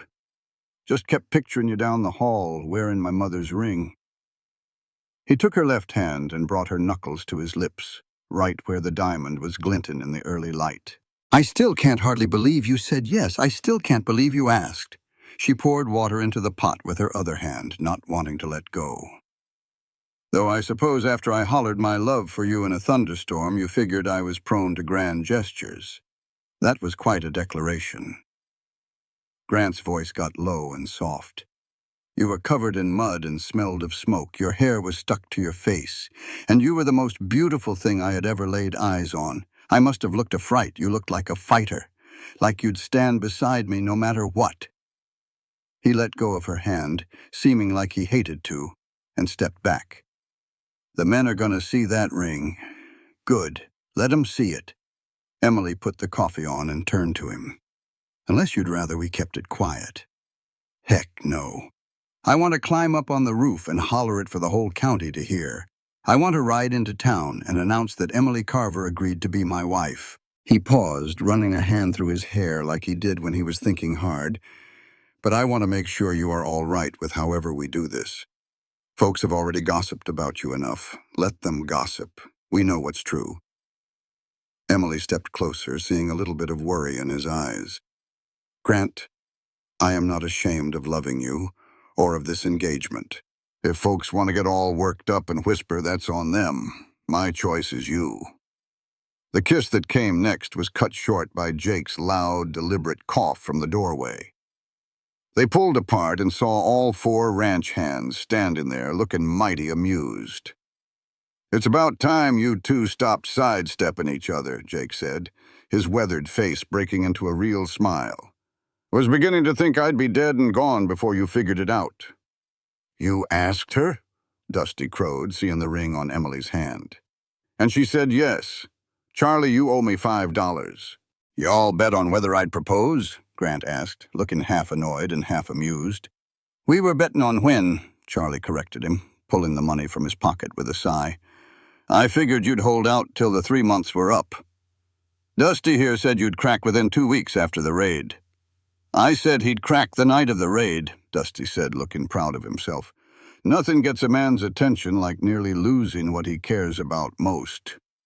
Tommy, who was usually quiet, finally spoke up. "Congratulations to you both. Y'all are good for each other." The simple, honest way he said it made Emily's throat feel tight. "Thank you, Tommy. That means a whole lot." Breakfast that morning felt like a celebration, even though everyone was bone-tired. Emily cooked up extra biscuits with the last of the honey, and the men talked about not just rebuilding the barn, but about a wedding, with more excitement than she ever expected. A September wedding would be real nice, Jake suggested. Weather's good, harvest is in. Gives us time to build y'all a proper place. Build something? Emily looked at Grant, confused. We're living here. For now we are, Grant said gently. But this house was built for my folks. We ought to have a place that's ours, built for our life. You want to build a new house? Emily's head was spinning at the idea of it all. I want to build our house, Grant said, his eyes shining. I was thinking about that spot by the creek where I asked you. Good water, sheltered from the wind. A beautiful view of the mountains. We could build it there, take our time, and do it right. That's the craziest thing I've ever heard, Emily said, though she was already picturing it.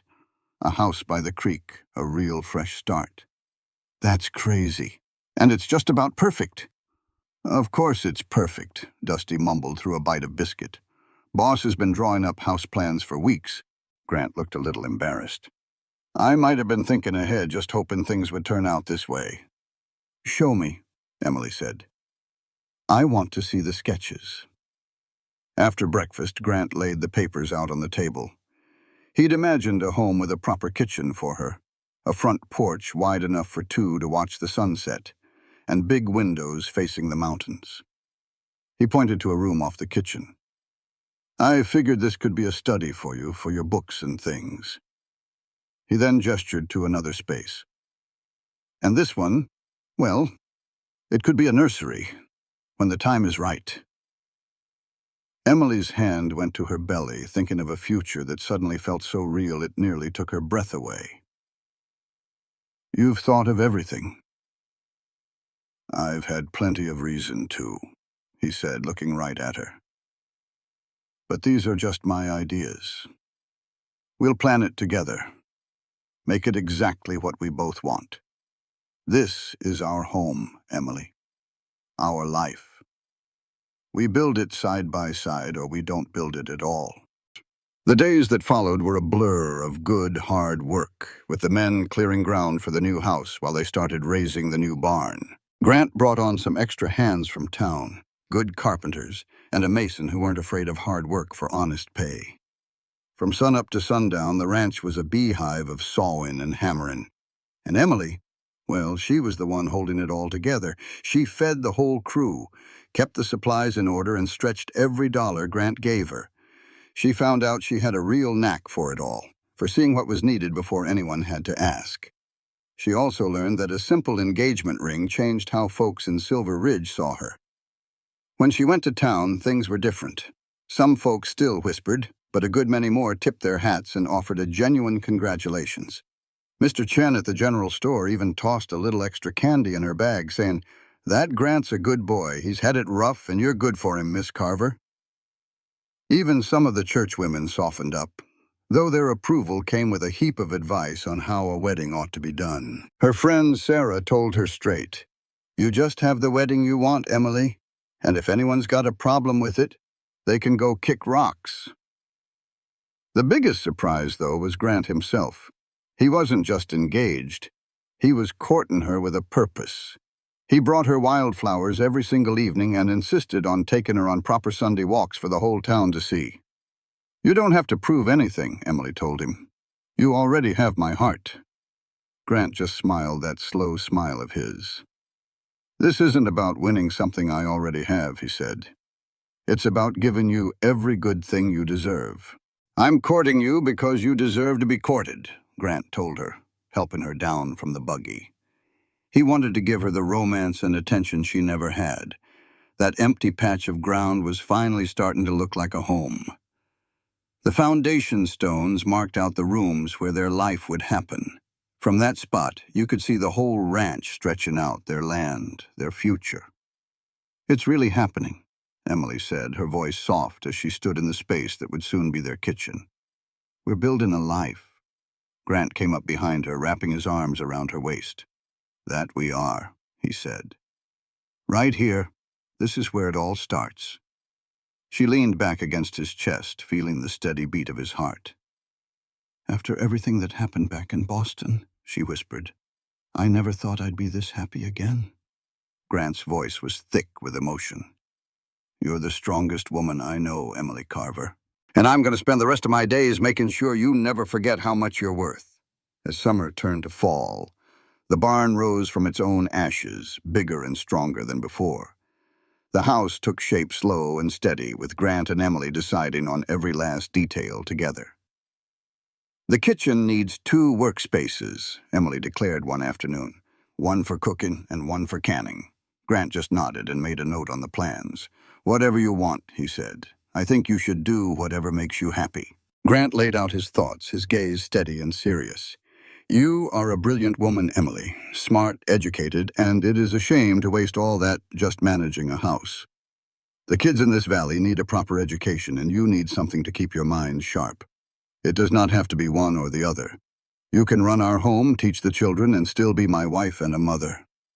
Women have been doing it all since the dawn of time.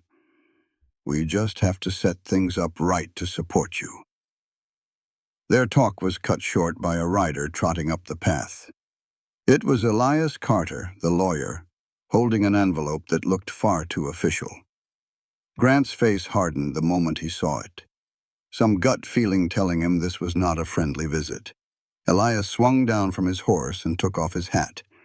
"Grant, Emily, I'm afraid I've got some news you are not going to like. Milton Graves is filing a formal complaint with the territorial court." "What kind of complaint?" Grant asked, his voice low and dangerous. "Breach of promise. He is claiming that your letters formed a binding contract for marriage and that you interfered, costing him money and his good name." Elias handed him the envelope. "Now, legally speaking, it is a pile of nonsense. Mail-order bride letters are not contracts unless money or property changes hands. But he is pushing for a hearing, and he is fixing to make a whole lot of noise about it." A cold dread washed over Emily. Can he actually win? "No, ma'am, not with any judge who knows the law. But he can make life mighty uncomfortable, drag your names through the mud, and waste a heap of everyone's time and money." Elias looked truly sorry. The man is just plain vindictive. He cannot stand that he lost and you two won. Grant's jaw was clenched tight. "When is the hearing?" 3 weeks, September 15th, right before your wedding, which I reckon is on purpose." Elias pulled out another document. "I have already drafted our response. We will argue that no contract ever existed, that Emily was free to say no for any reason, and that her coming to work for you was a completely separate deal. We will win, Grant, but you're going to have to ride out the storm." After the lawyer left, Emily collapsed onto a nearby sawhorse, her hands trembling. He is not going to give up. He is just going to keep coming after us. Let him try. Grant knelt down in front of her, taking her hands. "Emily, you look at me. He can file all the papers he wants. He can drag us into court and spread gossip from here to Sunday. But he cannot change what is true. You never agreed to marry him. You are free to marry who you want, and you chose me.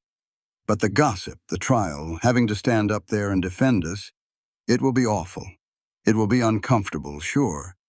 But it will be worth it, because when all the dust settles, we will still be standing together, and all he will have done is prove to everyone what a small, bitter man he really is." Grant gently cupped her face in his hands.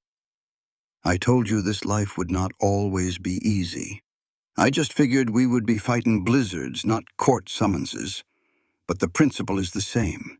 We face it together, or we do not face it at all." "Together," Emily whispered, finding strength in his certainty. "We face it together." Those 3 weeks leading up to the hearing were tense, but they kept on working. They refused to let Graves's petty scheme slow them down. The frame of the new house went up, strong and true. The roof went on next, a race against the coming autumn chill. Windows arrived all the way from Denver, and they set each one with care to catch the best sunlight. Emily poured all her nervous energy into the wedding plans, with Sarah and the other women by her side. Martha Wilson designed her a simple dress of ivory silk, perfect for a ranch wedding. Mrs. Fletcher insisted on holding the reception in the town hall, so anyone who wanted to come celebrate could. "Let them all see you are not ashamed of a thing," she said. "Let them see Grant Mallister's bride walking proud with her head held high." The night before the hearing, Grant found Emily on the porch staring out at the dark ranch land. He sat down beside her, his quiet presence a comfort in itself. "I am scared," Emily admitted softly. "Not of losing. Elias is sure we will win. I am scared of standing up there while he twists every word I ever wrote. Scared he will paint me as some desperate woman who tricked you for your money. Some folks will believe whatever they want to believe. You cannot control that." Grant took her hand, lacing his fingers through hers. "But the people who matter, the ones whose opinions are worth a dime, they know the truth. Jake, Tommy, and the boys. Sarah and Martha and Mrs. Fletcher. The sheriff, our lawyer, and all the folks in town who have seen you earn their respect with plain hard work and good character. They all know who you really are. And if the judge does not see it, we will appeal. If that does not work, we will just live our lives anyway. No court can tell us who we are, Emily. The worst that can happen is I have to pay that man some money. That is just dollars. What we have built together, that is worth more than any court judgment." The hearing itself was less of a showdown than Emily had feared, and more of a long, boring afternoon. They sat in the stuffy courtroom while Graves put on his show, reading her letters all out of order, trying to paint himself as the poor victim. Have you ever seen a good person get dragged through the mud just because a jealous man had his pride hurt? That is exactly what happened to Emily. This story is about how a person's true character always comes to light, and why you should always bet on the quiet, steady underdog. Down at the courthouse, a man named Graves was spinning a tall tale for the judge. He claimed Emily had promised to marry him after 6 months of letters, only to be stolen away by a richer man, Grant Mallister. He wanted compensation, but his whole story was built on lies. Our lawyer, Elias Carter, took that story apart piece by piece. He showed the letters, making it plain as day Emily never promised a thing. Then came the real surprise. Carter proved that Graves himself had sent a telegram to call the whole thing off, but he sent it to the wrong address on purpose. When Emily took the stand, she looked that judge right in the eye. She said Graves had pretended to be honorable in his letters, but turned out to be a coward. Grant, on the other hand, was an honest man whose actions spoke louder than his words. She said choosing him was not a broken promise, it was just common sense. The judge, a stern fellow who had seen it all, did not waste any time. He told Graves his claim was denied and that the court was not a place to settle his personal grudges. The case was dismissed, and Graves had to pay for everyone's trouble. Outside, folks who came to watch the drama ended up shaking Emily's hand. Even the church ladies who had been so critical had to admit she handled herself with real dignity. After the courthouse victory, Grant guided Emily away from the crowd. He told her, "Let's go home, our real home." They rode out to the new house they were building, which was nearly finished. The air inside still smelled of fresh pine and paint. When they got to what would be the kitchen, he told her to close her eyes. When she opened them, she saw a wonderful surprise. In the middle of the unfinished room sat their kitchen table. It was the same one where they had shared coffee, played cards, and slowly fell in love. On the table was a letter. With trembling hands, Emily read Grant's words. He wrote that this table was where he wanted to have breakfast with her for the next 50 years. It was where they would raise their children and plan their future. He wrote that their life together, right there, was what truly mattered, and everything else was just noise. When she looked up, Grant was watching her with so much love it made her heart ache in the best way. She said, "We won today." He smiled and took her hand, saying, "Honey, we won weeks ago when you said yes to me. Today was just paperwork." He told her that in every way that mattered, she had been his since the night by the creek. And he had been hers since he first saw her on that train platform. She kissed him right there in their kitchen-to-be, a kiss that tasted of promises and a brand new life. In the days leading up to the wedding, Emily was busy trying to make their new house perfect. Grant found her moving a chair for the 5th time and chuckled. He pulled her into his arms and said, It will be perfect because we are in it together. That is when Emily realized life is not about being ideal. It is about facing the messy, complicated parts together. The wedding morning arrived, clear and crisp, with the first hint of autumn in the air. Her good friends, Sarah and Martha, came early to help her get ready, filling the room with laughter. Her ivory silk dress was simple and elegant, just right for a rancher's wife. As she looked in the mirror, she confessed to her friends that she was terrified, not of marrying Grant, but of promising forever, and somehow not being enough for him. Sarah turned her away from the mirror and said firmly, "Emily Carver, you are more than enough. You are everything he needs." The little church was packed full of friends and neighbors, all there to show their support. When the doors opened, Emily saw Grant waiting for her. The moment their eyes met, all her fears just melted away. In his gaze, she saw everything she needed: love, certainty, and the wonderful feeling of being home. It was about partnership, about building a life together through faith and hard work.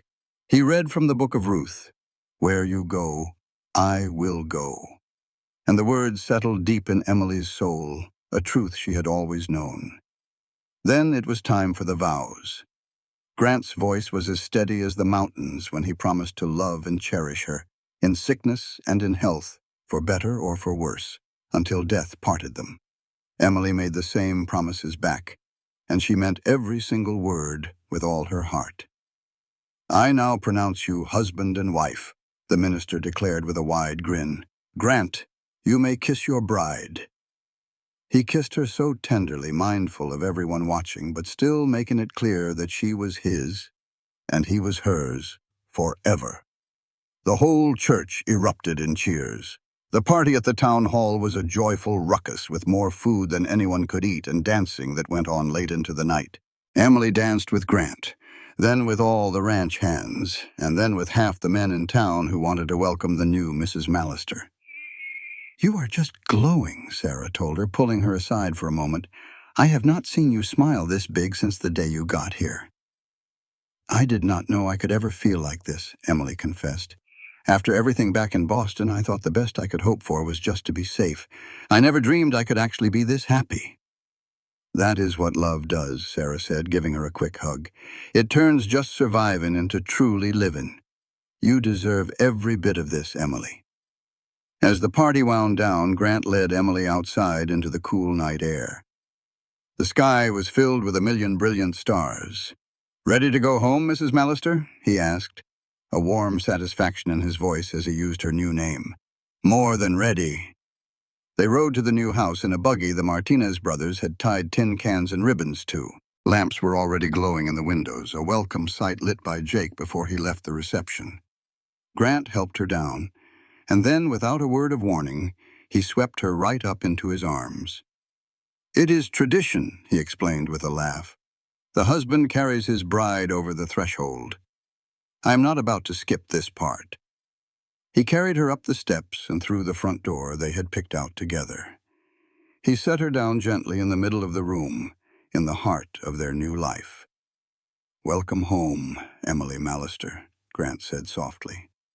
Emily looked around at the house that smelled of fresh paint and new lumber, a home built not just with wood and nails, but with hope and love. She looked at the kitchen where they would share their first breakfast, and at the stairs that led to the room they would share that night.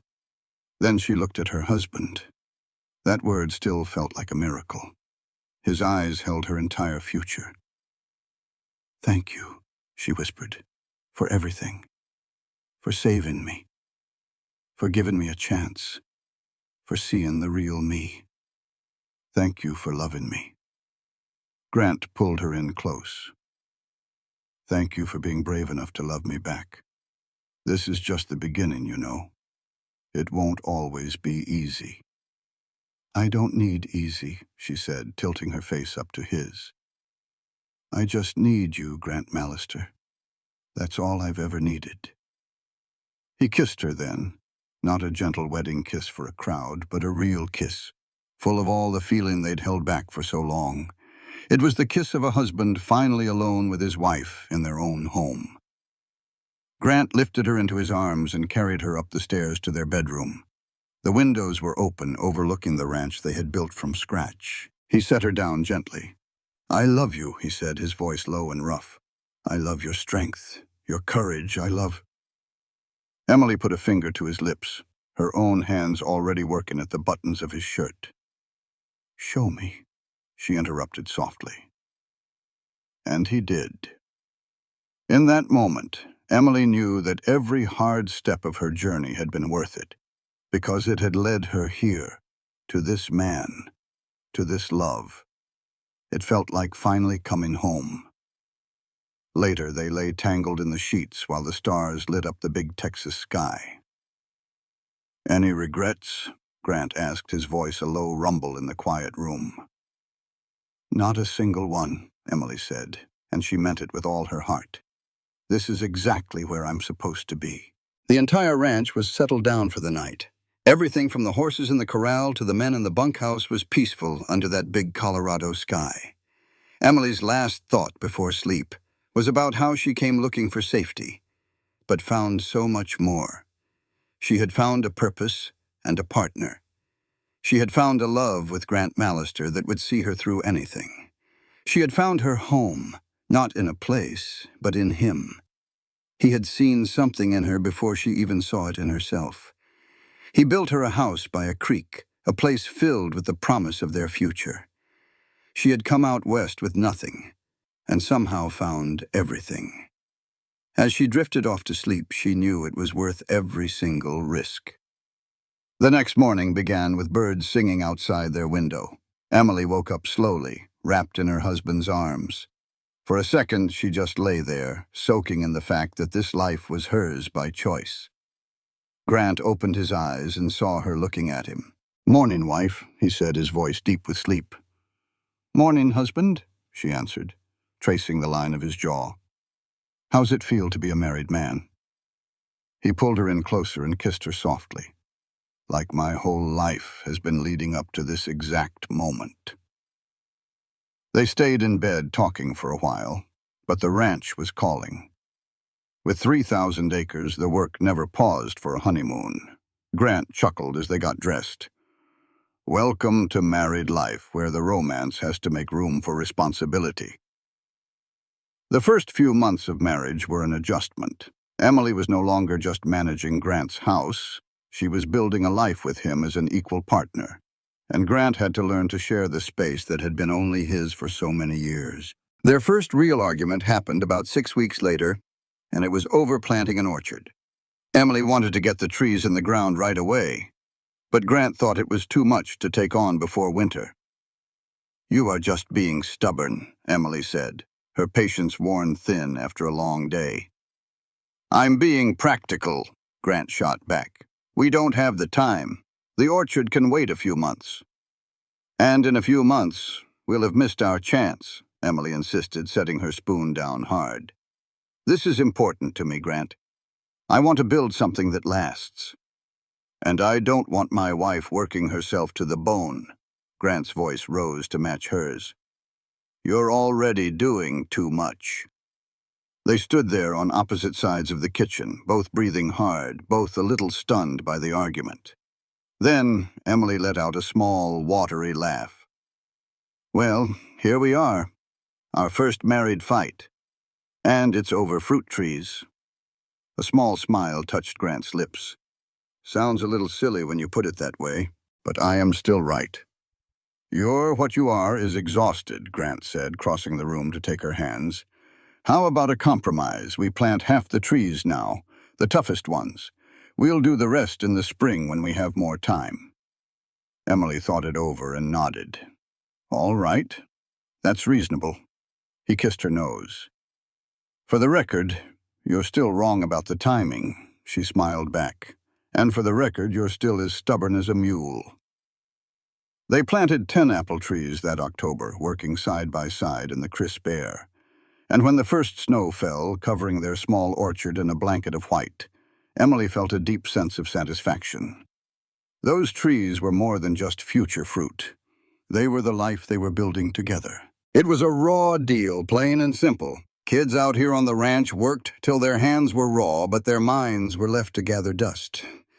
Emily was fixing to change that. She believed a real education didn't take you away from this life, it helped you live it better. That's a truth worth fighting for. And if you agree, stick around for her story. She started spreading the word that spring, telling folks she was opening a school for any child who could be spared from their chores. "We'll have to work around planting and harvest," she told Grant one night, laying out her plans. "These families can't afford to lose the help." "So we'll adjust," Grant said, studying her notes. "Morning classes in the summer, full days when it's cold. You fit the school to the ranch, not the other way round." He looked at her list of subjects. Reading, writing, arithmetic, history. That's a tall order. "These children deserve the same chance as any kid back east," Emily insisted, her voice full of passion. "We'll teach 'em math through keeping the ranch books and geography by learning where to sell the cattle. This ain't about books alone, it's about life." Grant pulled her close. "You're going to be a heck of a teacher, but for tonight, put those plans away. Tomorrow's soon enough to change the world." Spring came, and with it 7 students. Emily had turned an old outbuilding into a schoolroom, with desks Grant built himself. The whole community chipped in what they could.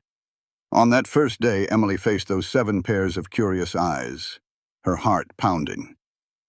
"Welcome," she said with a warm smile. "This school is here because your minds are just as important as the work your hands do. We're not just going to learn facts, we're going to learn how to think." A young girl named Clara raised her hand. "Will this help me run a dress shop like my ma?" "Honey, it will help you run any business you can dream of," Emily promised.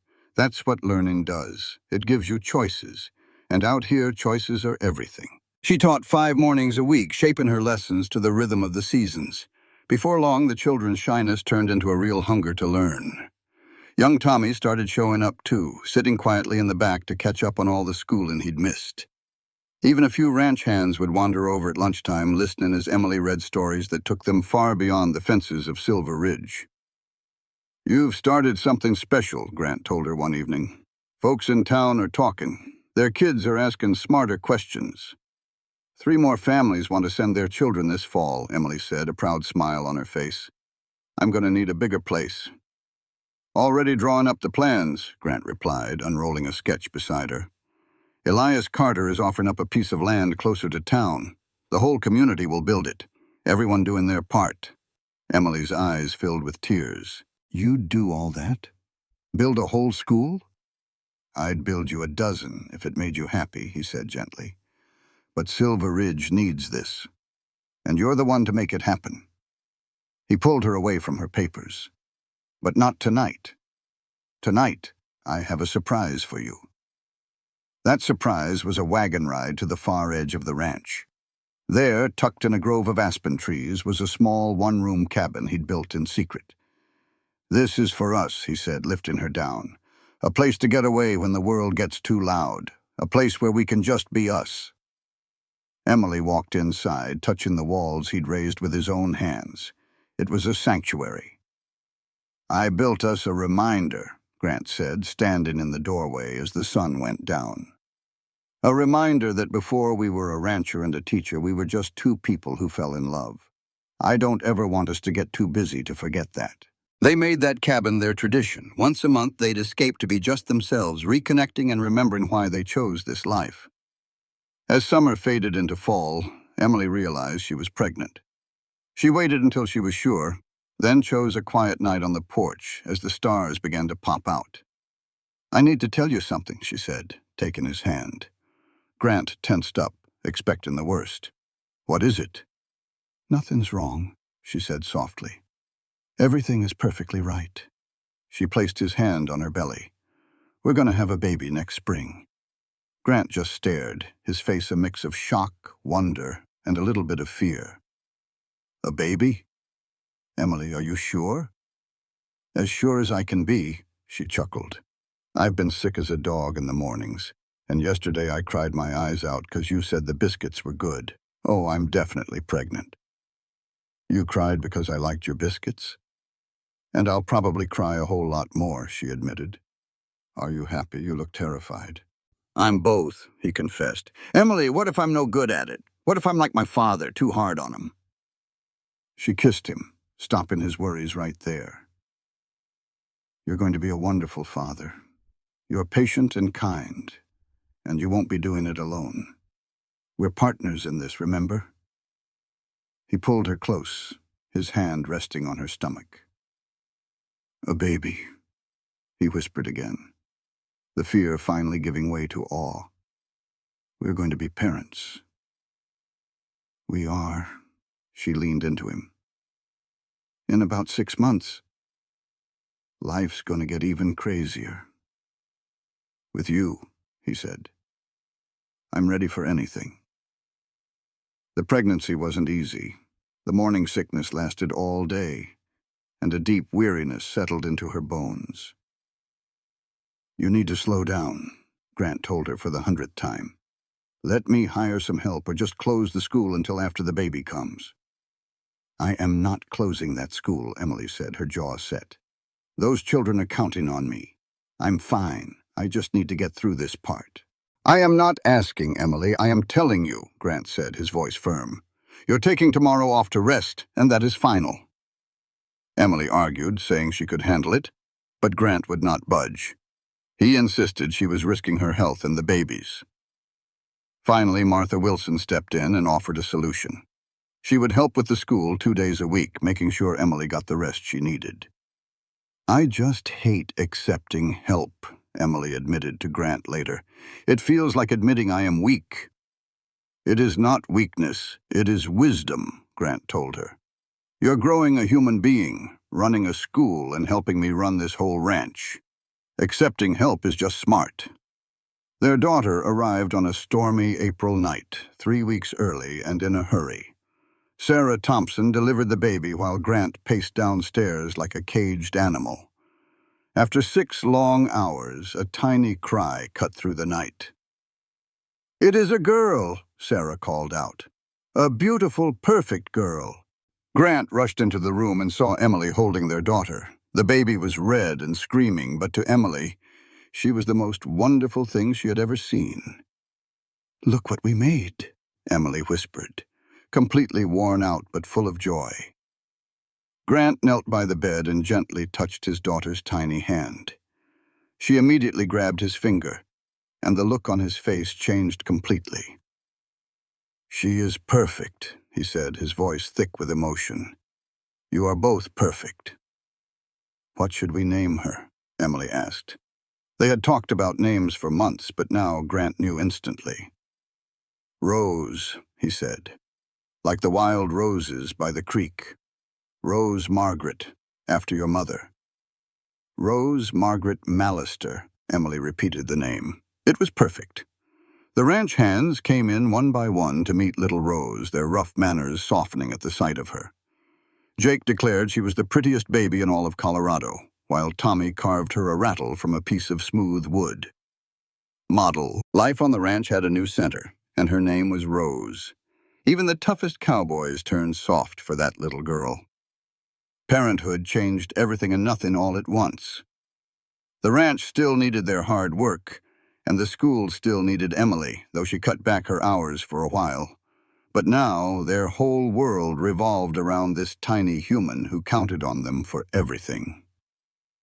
I never knew I could love something so much, Emily told Grant one night as she watched him rock the baby. It's scary, thinking of all the things that could go wrong. We won't fail her, Grant said softly, laying Rose in the cradle he'd made. We'll make mistakes, sure, but we'll love her right through 'em. She'll grow up knowing she's loved and that she can do anything. That's the best we can give her. 2 years flew by. They built a real schoolhouse for the town with help from their neighbors. Emily taught there 4 days a week.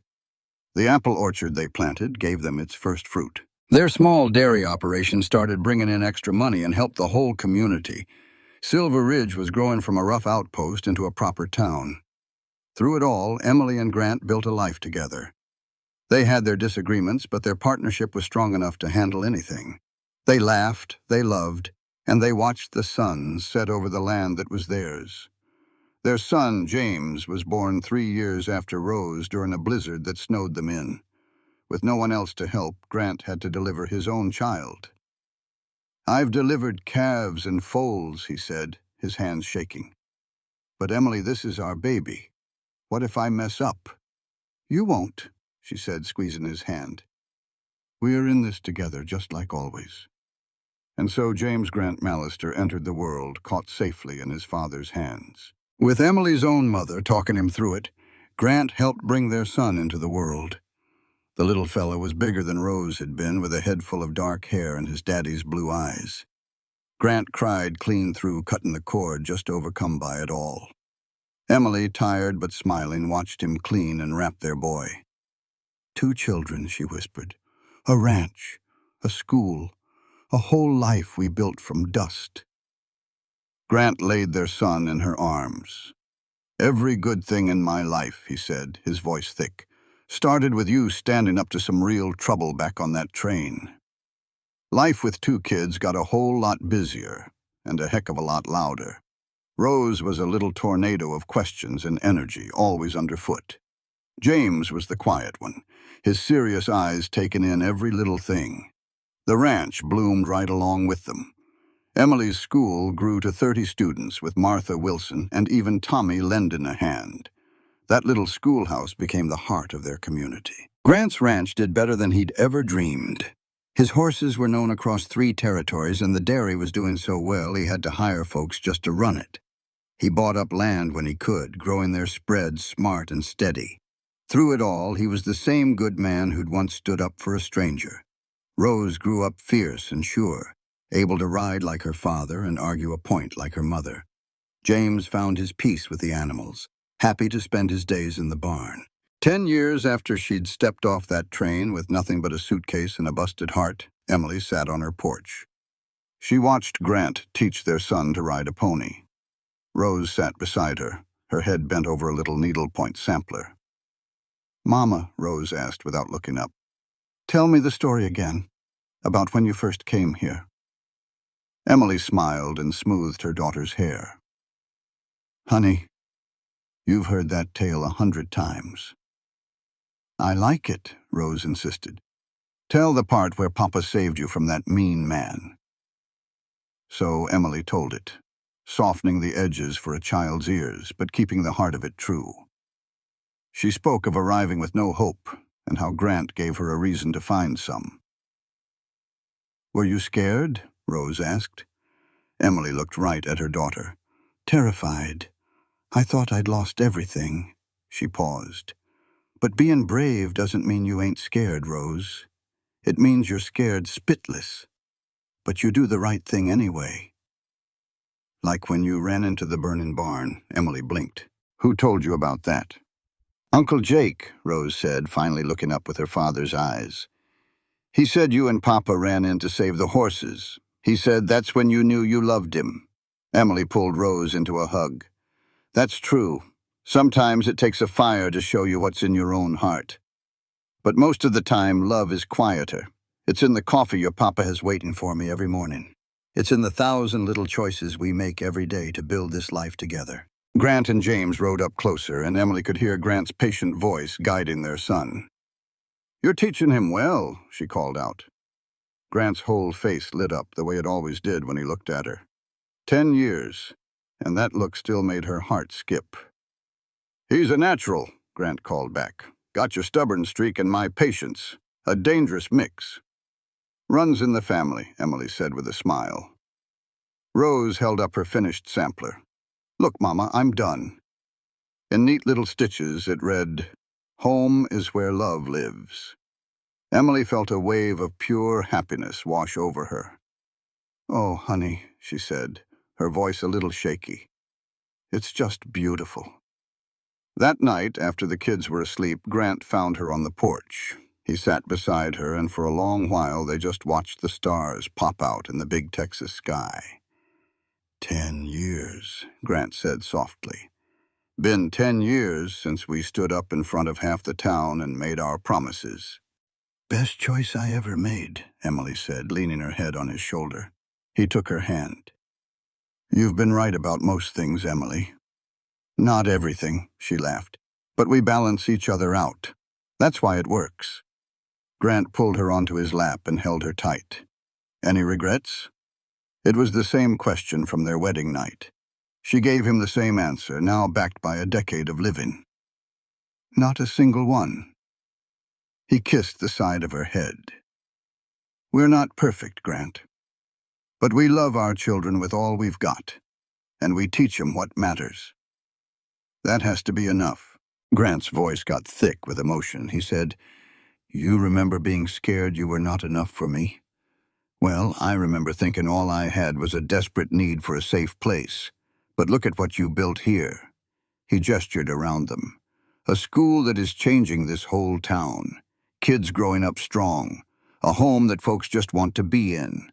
A partnership that has stood up to everything life could throw at us. Emily, you were always enough.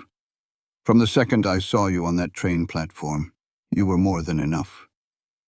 She kissed him then, a kiss filled with 10 years of love. "Thank you for seeing me when I couldn't see myself," she whispered. "Thank you for giving me a chance." He held her tight. "You are the one who saved me. I was just existing, not living. You brought the life back to this ranch, and you brought it back to me." That night they sat together talking about their day, their plans, and everything in between, the way couples do. When their daughter Rose cried out from a nightmare, Emily went to her and Grant followed right behind. That is just how they did things. They were partners in everything, which made the hard times easier, and the good times that much sweeter. Later, lying in bed, Emily thought about her life. The house by the creek, the orchard with apples for market, the school that grew from 7 students to 42. She thought about the woman who had gotten off that train a decade ago, broken and just barely holding on. That woman could not have imagined this kind of joy. This was what real security felt like, having someone to face the storms with you. "I love you," she whispered into the dark, thinking he was sound asleep. A sleepy mumble came back clear as day. "Love you too. Now go to sleep, Emily. Morning comes early." And it sure did. Morning came with roosters crowing, kids bouncing on the bed, and 1,000 little jobs that made up their life. Emily rose to meet the day with purpose. At breakfast, Rose declared she wanted to break horses just like her brother Tommy. James announced he was going to be a vet. Grant talked about getting into beef cattle. It was a normal, chaotic, and perfect morning. After the plates were cleared, Grant grabbed Emily's hand. "Take a walk with me." They went out to the orchard, where the trees they planted were now heavy with fruit. They sat down against a trunk, watching the sun rise over the mountains. "10 years ago, I asked if you had any regrets," Grant said, his voice serious. "I need to know if that is still true. Are you happy, Emily? I mean, truly happy?" Emily looked at her husband, the man who saw her worth when she saw nothing but ashes. She thought about her school, their kids, and the community they helped build. She thought of the ranch stretching out before them in a future full of promise. "I am happier than I ever dreamed I could be," she told him. And she meant it. "It is not because life is perfect, because it is not. It is because we built something real together. Our children know they are loved. I found a purpose beyond just getting by. I found you." She leaned in and kissed him. "You say I saved you, but Grant, you saved me first. You gave me a chance when nobody else would. You loved me before I even knew who I was." Grant pulled her in close, just like he had 1,000 times. "Well, I am going to keep on loving you for the next 50 years, too. That is a promise. I will hold you to it," she smiled. They sat there together, 2 people who found each other against all odds. Behind them was the house filled with their children, surrounded by the land they worked together. Ahead of them lay more challenges, but they would face it all the same way, as partners, as best friends. Soon, Rose and James came running from the house, calling for them, full of that wild childhood energy. Grant stood up and pulled Emily to her feet. They turned to meet their children, their hands still locked together after a decade of holding on. This right here was what Emily had been looking for all along. Not just safety, but a partnership, a purpose, a love that got stronger with time. She had come out west hoping to survive, and instead she found a life truly worth living. She answered an ad for a simple arrangement and found a passionate love. She arrived with nothing and built a legacy that would last for generations through her students and her children. The cowboy who had loved her from the start gave her everything she never knew she needed. And she had given him the very same thing in return. A partner to stand with him through it all. Together they proved that the best love stories do not start with everything being perfect. They start with a brave choice, a chance taken on the possibility of something better. As they walked back to the house, Emily looked at Grant and saw her whole world in his smile. In the end, love was not about big declarations.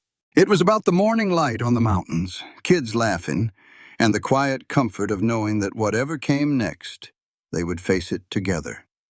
It was about home not being a place, but a person. It was about Emily and Grant, whose story was written one choice at a time, one day at a time, by choosing each other over and over again. This content was carefully researched, developed, and manually edited by our team to deliver meaningful stories with valuable life lessons. Every narrative is crafted to entertain, inspire, and empower our audience. We believe that great stories can change lives, and we are committed to bringing you content that matters. Thank you for being part of our community.